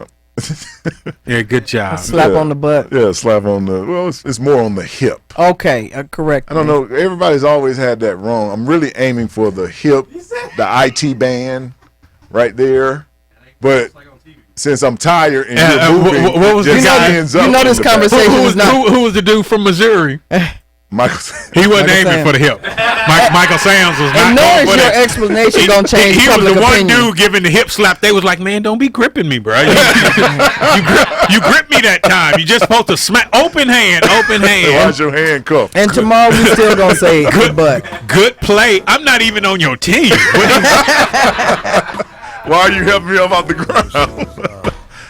I wonder what Michael Sam went for his Halloween. A football player? A guy. Yeah. He went as a football player. Of course, he wanted to be something that he's not the rest of the year. We'll be back. More of the Sports Joc Show in just a second. Yo, I be buying B's, so all my girls be eyeing C's. Coming backstage, dying to get pleased. You got me, I rock the Versace. Hi, this is John Ondrasik of Five for Fighting, here for RAD, the entertainment industry's voice for road safety. You know, style is a personal thing, and your lifestyle is your business. But if you take it on the road, it becomes everybody's business. So please, plan ahead, designate before you celebrate. Friends, don't let friends drive drunk. A public service announcement brought to you by RAD, the National Association of Broadcasters, and the Ad Council. Dear John, I'm leaving. Uncontrolled high blood pressure is serious, and I can quit whenever I want. Why can't we get back to when you checked on me? I don't want to leave, but remember, when I quit, you quit. Sincerely, your heart. Listen to your heart. Don't let it quit on you. High blood pressure can lead to a stroke, heart attack, or death. Get yours to a healthy range today. Find out how at heart.org/blood pressure. A message from the American Heart Association, the American Stroke Association, and the Ad Council. If you're a single man under the age of 35, you'd probably like to know what the ladies are looking for on an online dating site. A guy who had a few drinks and later got pulled over for buzzed driving. See, that could cost you around $10,000 in fines, legal fees, and increased insurance rates. And doesn't a guy who's back living with his parents but calls them my roommates just scream Mr. Right? Buzzed, busted, and broke. Because buzz driving is drunk driving. A message from the National Highway Traffic Safety Administration and the Ad Council. Hi, I'm Matt Kenseth. You don't have to be a race car driver to know that life can be full of drama. Some of it you can't control, like mechanical issues, high winds, and rain delays. But there's some drama you can skip. Skip the drama that comes with not having your high school diploma or equivalency. Find free adult education classes near you and finish your diploma. Visit finishyourdiploma.org. That's finishyourdiploma.org. You just need to take that first step and find free classes near you, and leave the drama for the racetrack. Brought to you by the Dollar General Literacy Foundation and the Ad Council. Now, it's time to present the Jock of the Week on the Sports Joc Show, where we highlight an exceptional athlete that has taken their game to the next level. All these beautiful girls, they only want to do you dirt. They'll have you suicidal. What? Suicidal when they said it's over. See, it started at the park. Welcome back to the Sports Joc Show. I'm the Sports Joc Wayne Gandy. As we went to break, we were showing some Halloween costumes. Truth, me and Big Kenny have a question apiece. Big Kenny wanted to ask you, what's with men feeling like they need to dress up in female costumes? It makes them feel pretty. I'll accept that. I'll take that. As long as you're not trying to act hard later. Just if you like being a pretty girl, just be the pretty girl. Okay, my question is, when did a two-piece bikini and a 6-inch heel and a curly red wig make it a sexy Raggedy Ann? Oh, show me the picture. Who are you talking about specifically? Just women on Halloween have decided to basically be naked as the character. Like, you know, it is not even really a character. It's just exhibitionism. It's a yeah, it is. I wonder about that all the time, because it seems like you got the sexy vampire, the sexy devil, and I'm like, the sexy police when has the devil ever been sexy? You know what I mean? You ever seen a movie with the devil in it and thought, right, I did that? Usually they dress in an attempt to attract the male species. Sexy, so yeah, less sexy is more when they're going out. Sexy beaver.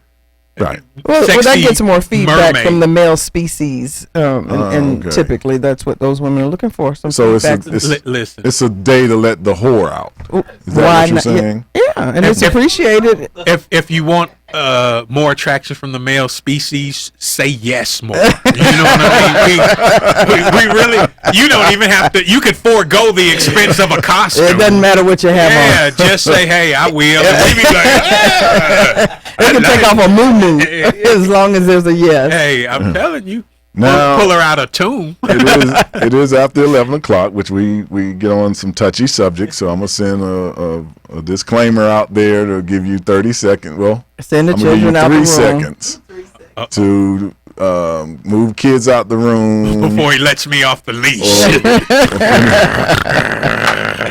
Or finishing watching your equivalent. Say your prayers, yeah. We're going to introduce something that's a little touchy. We're going to try to do it in a nice, sweet, adorable way. No, that's not going to happen. But it's going to be a little touchy going forward in this little segment. Okay. Boxer, Yusef Mack. Last week, he claimed that he was drugged in a sex tape involving him and 2 other men for a company called Dog Pound USA. Mm-hmm. Yusef said that sounds heterosexual. He needed money, and he was supposed to get paid $4,500. He went to New York to an apartment, and when he got to the apartment, there were beautiful women in the apartment.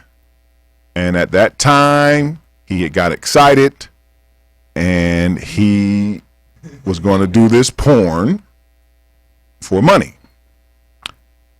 At this time, someone in the room came by, and they offered him a drink that he accepted and a pill that he accepted. The next thing Yusef remembers is he woke up on the train with $4,500 in his pocket, and that he had shot a gay porn with 2 men, and he doesn't have any recollection of that actually happening. Now, Yusef is from Philly. Yusef Mac Attack. In West Philadelphia, born and raised. Yes, he's 35 years old. He can't go back. He is the father of 10 children already. Big Kenny, Truth. I don't even know what the question is. Do you believe Yusef was drugged and participated in a gay porn with 2 men unwillingly? Well, let me say this. Yeah, you go first.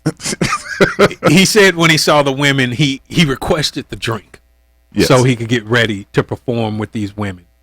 Now, then he said he didn't know that he had been in a gay porn until people that know him started treating him differently. Yes. They wouldn't look him directly in the eye. Then one friend of his pulled him to the side.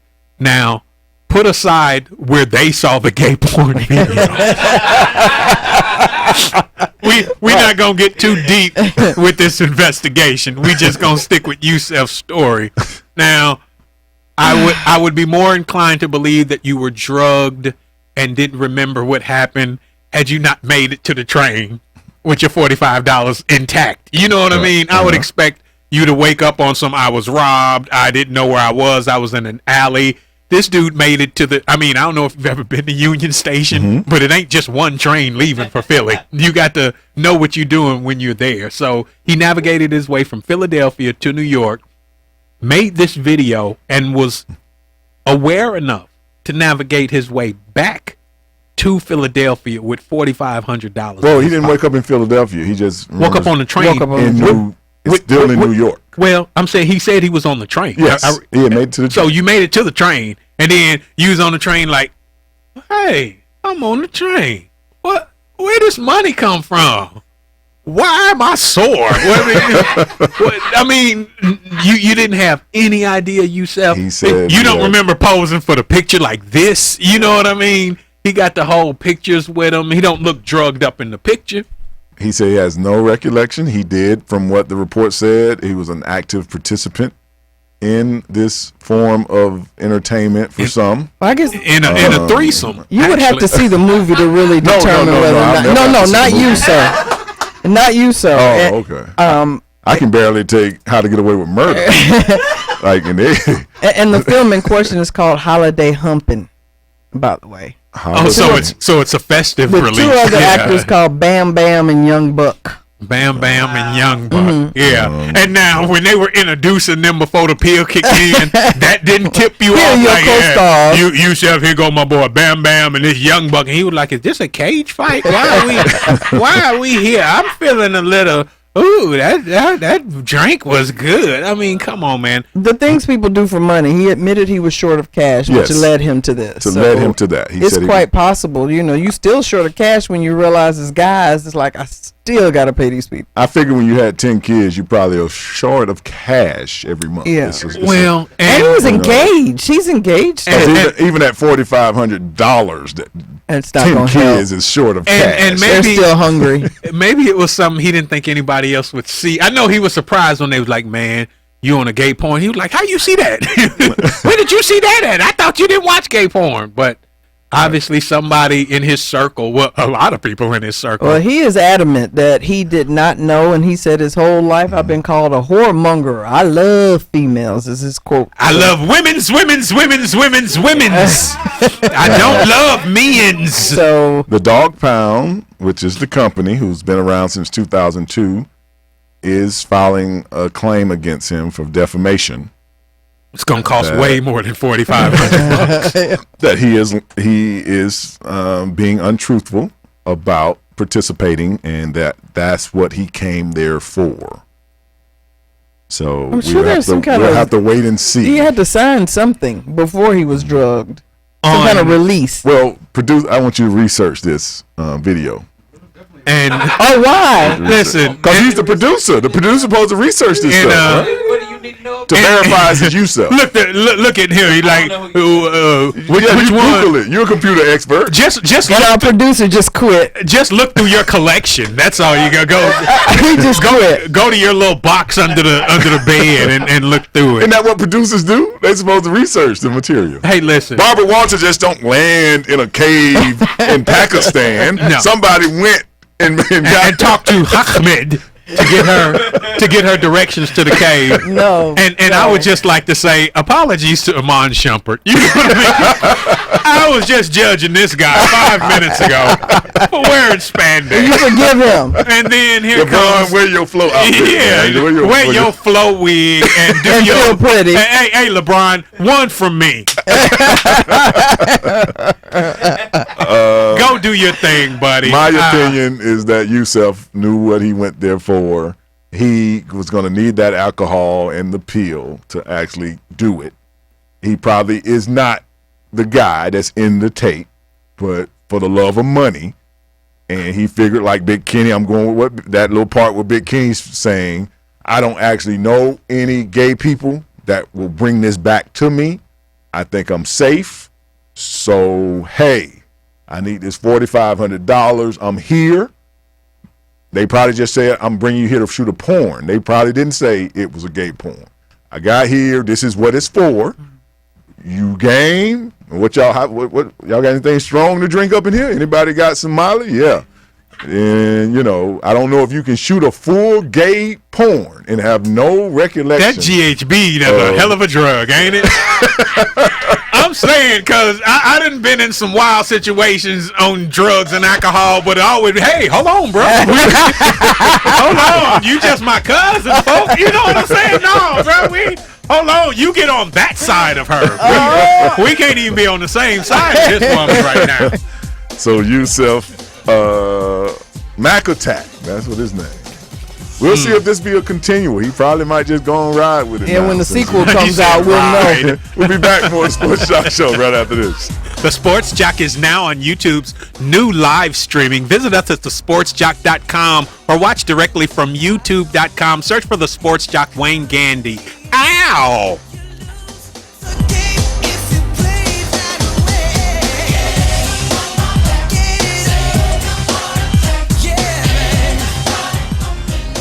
Hi, this is John Ondrasik of Fight for Fighting, here for RAD, the entertainment industry's voice for road safety.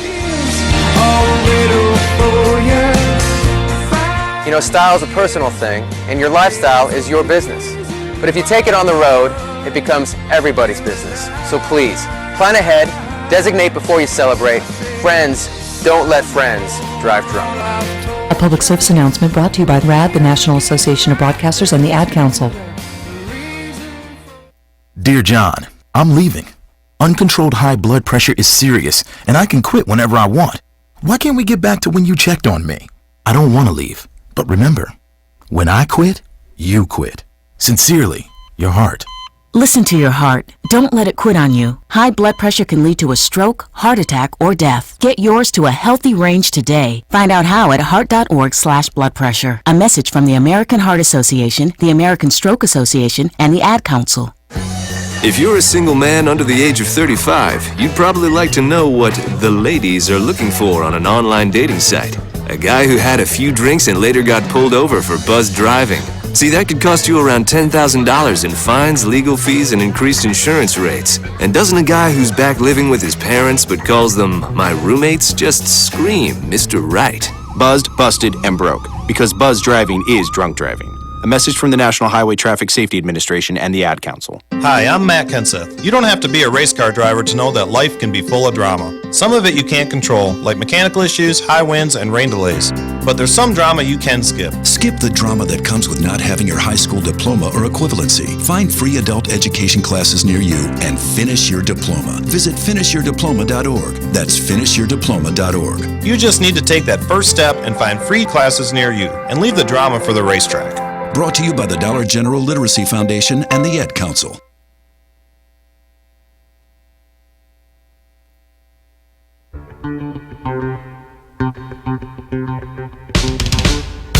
And now, back to the Sports Joc, Wayne Gandy.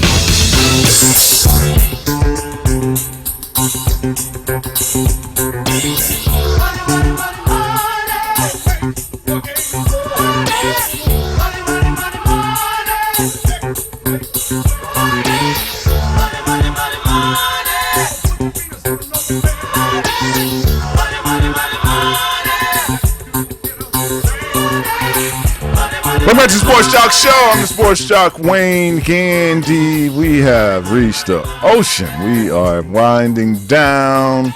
Yusef Mack, the Mack attack. Walk the plank. With your lying ass.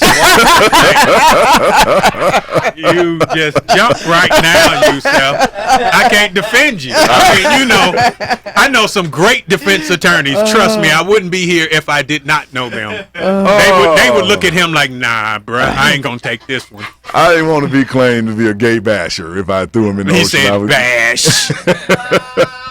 But this man and his lies is just bash non-stopping. him, Sports Joc. He can take it. Trust me.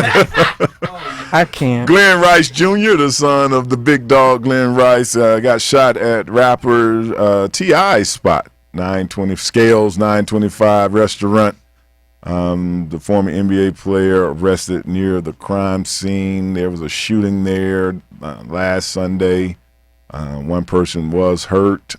And Glenn Rice Jr., who I want to say went to Georgia Tech to play basketball, scales 925. The scales thing comes from T.I.'s play on. He used to use scales. For people that are not aware of that, you know, yeah. He's talking about a fish. It's not a Libra the reference. Scales of Liberty. Right. I thought that's what he was going It's for. not a Libra reference, I don't believe. Before the fight on the patio of the restaurant, 5 or 6 men were seen arguing, and that's how it ended up. Somebody got shot. Glenn Rice's son got shot in the leg.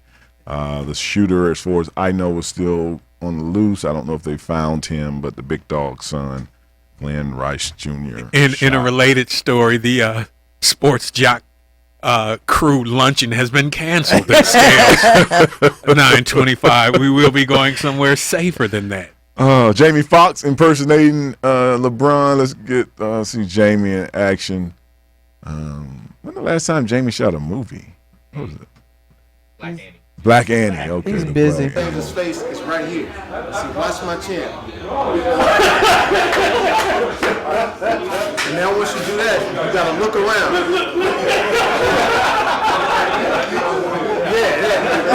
That's the mirror. Right there. Yeah, there it is. You gotta get the LeBron James back pedal because the play went bad. So LeBron's got the ball, throws it away. Once you backpedal a few feet, you go to the right or to the left. Okay, we'll go to the right this time. Let's backpedal. Now to the right. You're not watching the Sports Joc page. Jamie is basically teaching a class. And LeBron is there. That was LeBron in the room, and he was like, "That's pretty accurate." That is Everybody sees that. LeBron James. Can you pull up a picture? Is it possible before we go to show a picture of LeBron James and what is the guy from Minnesota became a judge? I don't know if that's going to work in Google. He's a Hall of Famer now. He played for the Minnesota back in the 70s. Judge Joe Brown. He's a judge. It'll come to me. Yes, he's a judge now. It will come to me in a minute. LeBron and the judge. No. NFL. Let me see if I can work my magic. Player. Judge Mathis. No. Let me see if that pulls up anything. Y'all wait out there. What was the story about? What is it about? Alan Page. Okay. Pull up a picture of Alan Page and pull up a picture of LeBron. And I think I found LeBron's dad. No. Yes. When you see this, I was sitting at the Sports Joc bar, and they had the Alan Page story on one screen, and they were showing the Cleveland Cavaliers game at the bottom. and they had paused on LeBron while Alan Page was talking. And I was like, wow, LeBron never did find his dad. Maybe Alan Page was creeping in Cleveland.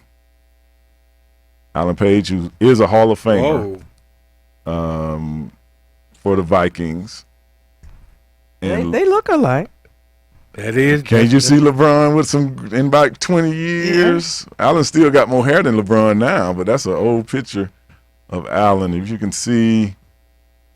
And the fact that LeBron hadn't found his biological father at least says that this man, if he's alive, is financially sound. You know what I'm saying? Because he would be finding him. Because boy, you know I'm responsible for all that you got right now. But they had Alan Page and LeBron sitting there. I was like, everybody that was sitting in the section, even I didn't even know 8 of them. Like, man, that looked like LeBron dad. I looked up like, wow, it's such a coincidence that they look so much alike. LeBron James and the Cavs are loaded. Wait till Kyrie get back. It could be a lot of trouble for them. America Pharoah, the horse, will be studding now. So any of you people that want to buy some of the studding from American Pharoah, he will no longer be racing. He will be put out to just sell. I think they're starting at $250,000, $300,000 for studding. That's not a bad gig. I can cut that in half. How? I'm just saying you can pay me half and I'll do the same thing. I do the same thing that he's doing. Some of your thoroughbred. Hey, you know how it is. They better not call you something mad. You going for $4,500. No telling what he would do for $250. For 250 G's, he might go all in. He'll be like, no, I don't read no video, read no wrongs. Animals. Oh man, I tell you. Tiger Woods caddy, Steve Williams, writing a book, Out of the Rough, says that in the 13 years he was with Tiger, they won 13 majors. He felt like Tiger treated him as a slave. Like a caddy? It made him carry his clubs and stuff. Last time he said when Tiger would throw his club on the ground as though he was supposed to pick it up in a slavery way. Tiger would discuss him by spitting at holes that he missed. So if he got to a hole and he didn't hit it, this is all in the book. But didn't he make like $250,000 a year or something ridiculous? How much? He made 10% of the winnings. So if Tiger makes $1 million, he gets $100,000. Pick up the club. Pick up the club. I was thinking the same thing because slaves were picking up for free animal parts that were not actually supposed to be eaten. That's how you treat a slave. And other tasks. Wait a minute. He just did his job. You getting 10% of millions of dollars for walking and carrying a bag. Yes. Yes. Bruh, come on. And now you got a book about it. Yeah, you guys written complaining. Hey, life could be harder in sports. You could be Yusuf Mack. You could be the Mac man, making $4,500 for the double team. And that's a paid position, not compared to slavery at all. And that's the part that threw me completely off. That's your off job. When he said he felt like it was like a slave to Tiger. And I didn't get the part where if I throw my club on the ground and you're the caddy in charge of clubs, isn't that what you supposed to do? It's only about 10 clubs. How hard can this? Just throw them all out and on they're the ground. Really light. And they're not heavy. I'll keep picking them up. But just like the lady in Louisville scandal, I feel you wrote a book. Now you need to put some kind of quote to garner attention, to get somebody to buy it, and you need to use sensational words. Was he black? Like slave. No, he's not black. No. So this is a reverse racism thing. Yay, Tiger! Good for you. But if he's hiring slaves, I'm available because he pays well at 10%. Yeah, I'm in. I'm saying I like golf. You could fling the club across. I will clean your club. I will carry. I'm saying if the master was paying 10% of them cotton fields, I'm picking cotton all day. It's no longer slavery. If we're gonna do 10%. I mean, that's a partnership. But in his we're business. But in his defense, he spent a lot of time at the Masters. Oh, come on! Yeah, they'll get it later. I got it. We got it. Augusta National. People will fall for anything. They will go for anything, and they are investigating. Just quick note: the Kentucky scandal. They're saying they're investigating Andre McGee, the guy who was supposed to be getting the girls. All this is off of that Katina Brown, I think is her name, book. So I guess they'll be trying to press charges against her as well. I don't know how that's going to work. The biggest crime in that whole situation is lack of discretion. That's the biggest crime. I didn't hear any not even pimping her daughters. Hey, the biggest crime, lack of discretion. Okay. Everybody else was doing what everybody else do regularly. What they were paid to do. And what they were paid to do, and then somebody want to write a book. Write a book. Well, we're in the ocean, though. The truth is, he will throw your ass in the ocean. It's time to wrap things up on the Sports Joc Show with Wayne Gandy. We hear the sounds of the ocean. It gives the Sports Joc just a minute to vent. I'd like to thank my co-hosts, The Truth and Big Kenny, for sitting in with me, my producers. I'd like to thank former Lenore, North Carolina police officer Marcus Dixon for helping us out with that story earlier. I'm going to let you decide out there, should this go in the ocean? $350 million were spent this Halloween for pet costumes. $350 million was spent this Halloween. National Retailers Federation estimated that. Costumes range from $29.99 to $41.99. 20 million Americans were researched to be buying pet costumes. That a grand total of $350 million. I did the math.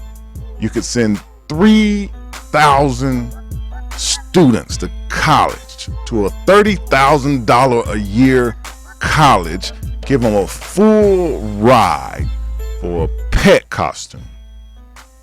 That's how much money was spent.